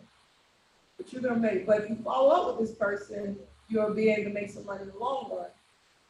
I lost a lot of money in my first beginning years because I wasn't organized and I didn't put all these leads I was getting on some type of CRM and sales sheet. So now 6 months down the road, I found this property and I remember this conversation I had with this guy or this lady and this will fit her and I can't find a lead. So if I can stress anything, please find some type of lead generated system where you can write all your leads on because some people you won't sell to for another year. But guess what? If you have that lead, you can always call them. The money is in the follow-up. Hey, how y'all doing? So I have a situation where a family member is trying to, told me about a property that she's trying to sell. Her mother was living with her, and she's trying to get rid of her house in the country. It's in Precise, Georgia. There's nothing around it at all.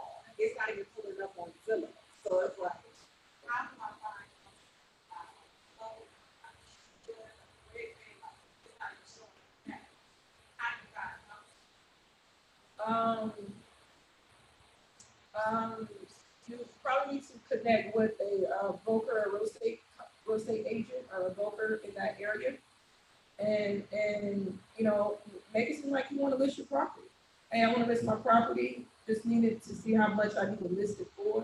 Can you send me some comps? You know, so connect with a real estate agent or broker in that area, and ask them to provide you comps for this property. And of course, you got to make it seem like you're going to be using them as well. And hire them for the job so they can do something for you.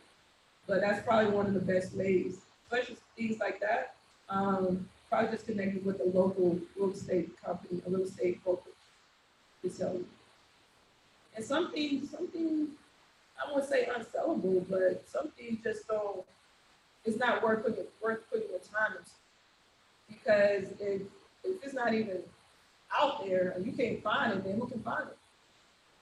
You know, if you can't find it, then how anyone would know it's for sale? And, you know, things of that nature. So I know exactly what foresight is. And yeah, I would just connect with the local broker, ask for some calls. Well, that's one of the biggest issues in a rural area, like I grew up in. You know, real estate transactions happen, but, you know, like you say, trying to get a value on it. One of the other things you can do is the assessed value that the county is putting on it also. You just work the numbers from there, because a lot of times that's what the appraiser is going to go to another. They don't have anything to go by. It's just not a lot of transactions there. And you can see that in different neighborhoods in urban areas, you know, more heavily populated areas. You pull up a property and man, you don't see any sales in there. You know, it just, you know, that's tough. And, you know, the numbers are the numbers at the end of the day. So, but there's a question about that. You know, just I would start the assessed value also, as she mentioned. There's always going to be real estate agents out there. How small the community is, you're going to have an agent or two around there, and they're going to know more about it. And, you know, they may even know someone they want to do it. Even though you don't want to get into that you're trying to wholesale it or whatever. But if you're just trying to help a family member or something, then yeah, you can just be totally transparent on your position within the transaction and stuff, and you go from there. It's just tough in small towns. You know, got less sellers, less buyers. Not impossible, but just a lot harder.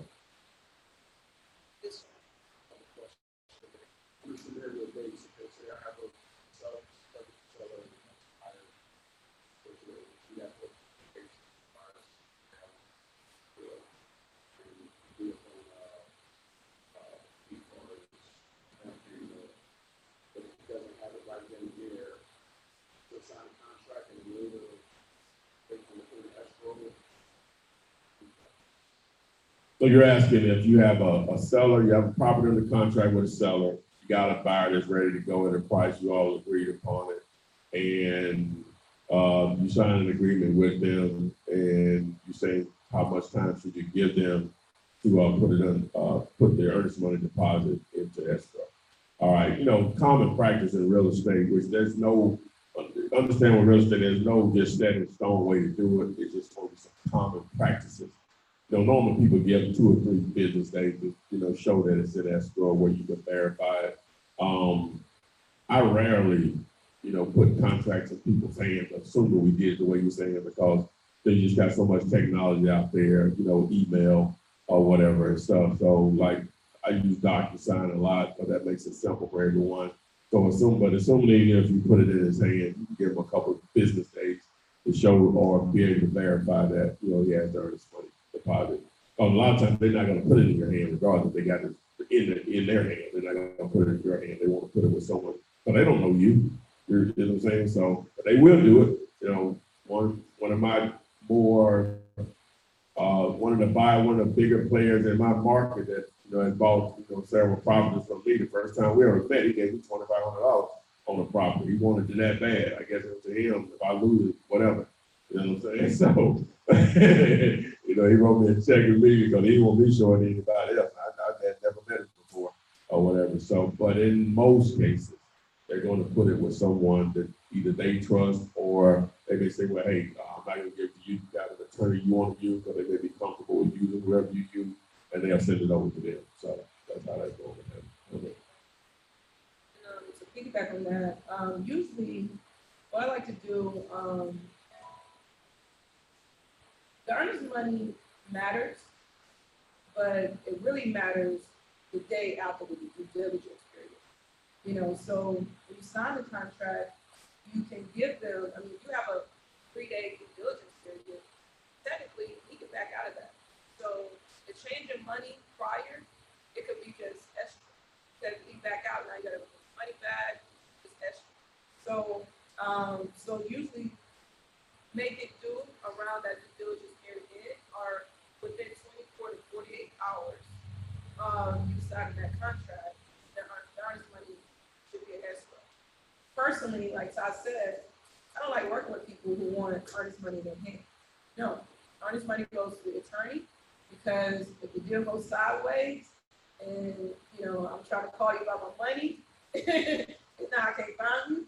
So, I mean, that's a problem, you know, so I know for a fact that attorney will be there, and I can go to that attorney and get my money. But trying to find an individual after the deal went south, they probably already speak it. I mean, you never know, you know, so always, I would say some of the best practices is to have the earnest money deposit with the attorney within 24 to 48 hours of signing.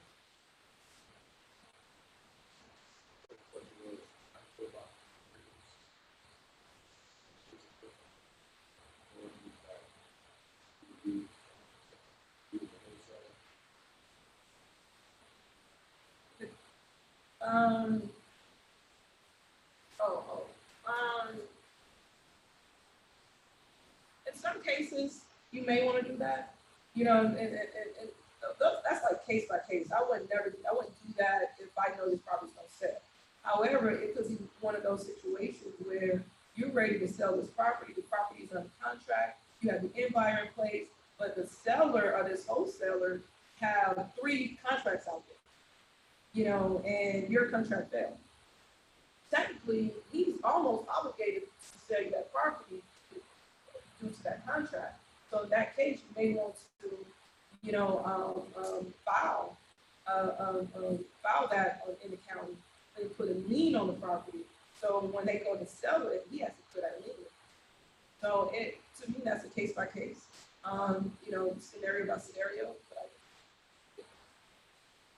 Yeah, the only time that I've ever done a memorandum of contract, you know, that's just going to be just everybody's life experiences are different. I've never really been scammed before. Let me see. You know what? Yes, I just recently. Yeah, I know. Atlanta, the housing market went the way it did. An old man, all them bad mortgages up there, so that's just gonna be life experiences, man. It just most people are gonna do right when they put their name on something. Most people, not all. That's gonna be all or whatever. When I say they do right, you know, you could really tell with a seller when they trip. You know what I'm saying? You're gonna have a seller that's pressuring you, calling you all the time. When we gonna close, whatever. I got other people that want to buy. You may have a problem. You know what I'm saying? Most sellers, they're not even gonna reach out to you. Now, if you got a buyer on the other side, you think gonna go around you. Now you gotta have 2 people to do something they don't supposed to, because the seller's already signed an agreement with you. They know that means something, right? And then if a buyer's gonna be slick enough to say he's not really the buyer, you know, we don't need him. Or you'll have that occasion, you know, in some situations. So there's even gonna be a judgment call you to go to record a memorandum of contract. Now, if you don't know what that means, a memorandum of contract, in a nutshell, it just simply means, hey, you're going down to the courthouse and recording the actual purchase and sales agreement you have with a seller to put it on notice, because through the process of putting a real estate transaction together, the title company has to run title on the property, and they have to make sure that there's no issues where someone says, I'm the owner, or you owe me this on this property, right? And so if you record a memorandum of contract, the title company is going to be like, what is this? You know, it has to be explained, it has to be justified now, and then that's gonna be up to the title company whether or not they're gonna proceed with title insurance. The title insurance is basically saying, the title company says, yeah, this is a title that can be used, a property that can be sold without any issues on it, basically. So the memorandum is supposed to cause an issue where it has to be answered by the seller in most cases. So, sir,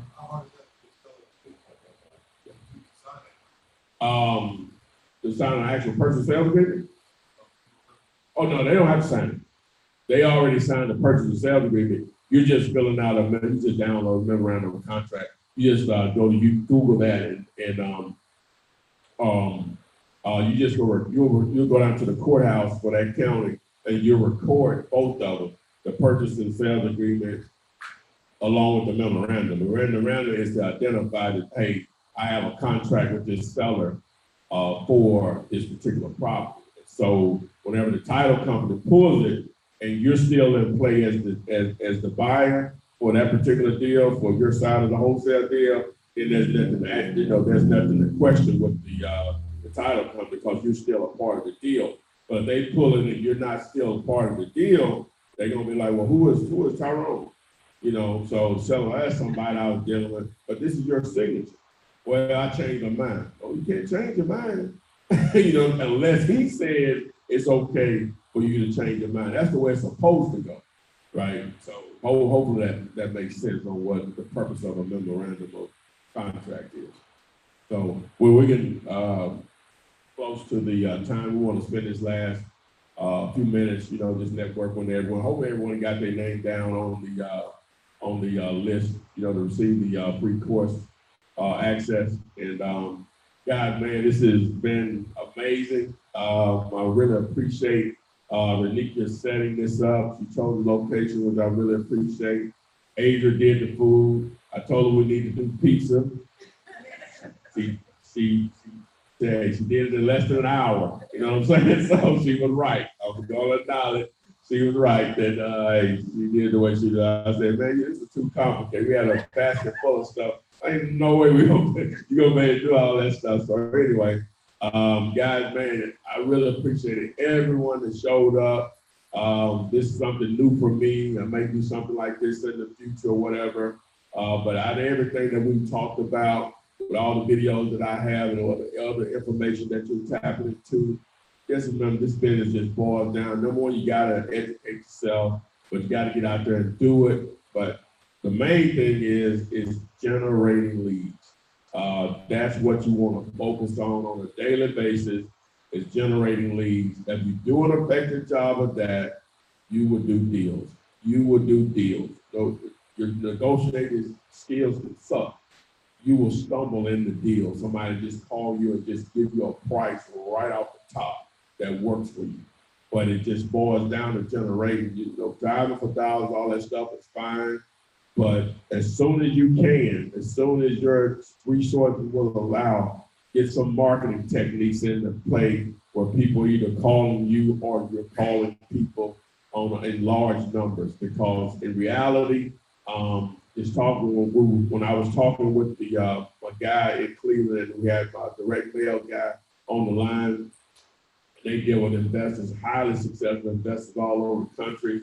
You don't have to talk to 25 to 30 people before you get a deal.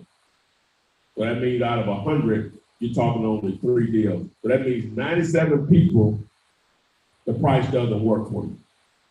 So those are real numbers. Now, some people be a lot more successful because they may be a little bit more aggressive, negotiate deal. I'm just talking bare bone. But you know, those 3 people may mean $25,000 for you that month. I'm talking about a course over 30 days. So again, I really appreciate everyone coming out. You got anything you want to add? I just want to say I thank you all for coming out, and most importantly, it's just about investing into yourself. You know, this business is generational wealth. So it's the way that we can change and pivot the entire generation by owning land, owning real estate, understanding the power of land. They're not making it. Everything else is made. Everything else can be remade by China. But they can't, well, you know, Dubai did it. But, you know, however, it's powerful, so please learn it, and I just want to thank you all for coming out.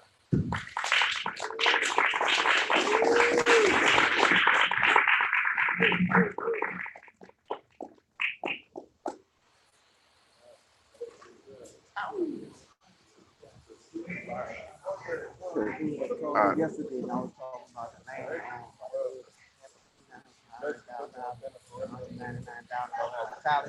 Oh yeah. Okay, all right. What's your name, man? What was it? Kwame McKenzie. I came in the league. Kwame. Okay. All right.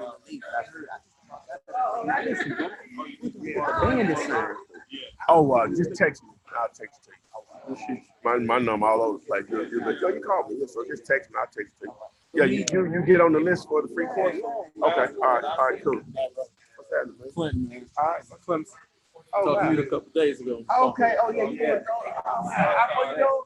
Yeah, I gotta get back to Clemson. Oh, how about that? Oh, it's okay. Yeah. Okay. Been doing that about 20 years. We had so much in common. I used to watch Oh, really? on those techniques and then when the Amway thing on the circle. Then Cola leader after. Yeah. He had the thing called Beamer. Yeah. Did well with first cleaning. That's good. Yeah. Real good. Yeah, people work there. Yeah. A lot of people come here. Yeah. I got you. Yeah, man. Yeah, whatever. So, what was going to get?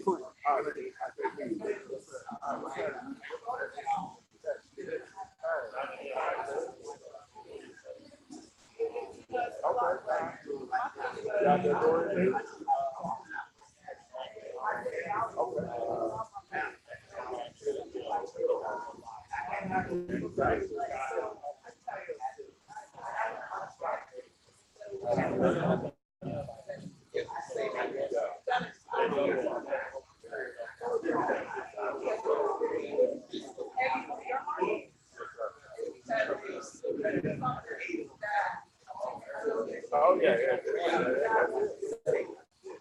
You get on the list? Yeah. I got a sir. I did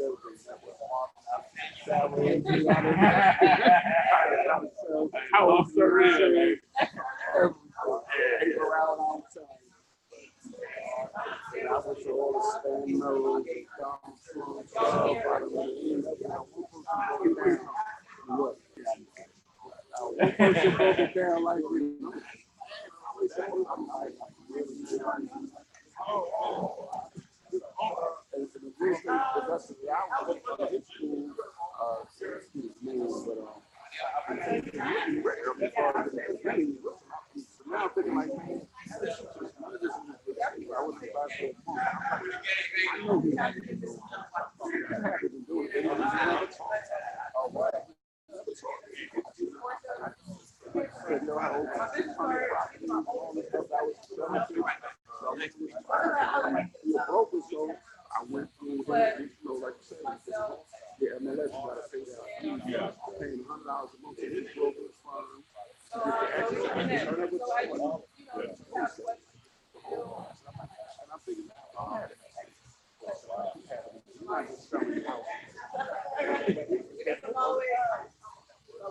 People have been investors for years.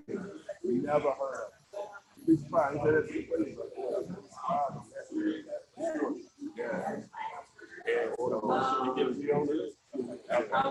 Hey, nice to meet you, sir. Keith, man, I just wanted one question. I'm trying to get Curtis' number from Dirt Cheap. Every time he sends me something else. Just call them, just Google it, get the phone number, 800 on the website. Okay. And just go to sales and just say my name. Whoever you talk to, whoever they say, okay. Oh, okay. All right. Thanks, man. No problem. Y'all guys have a good day.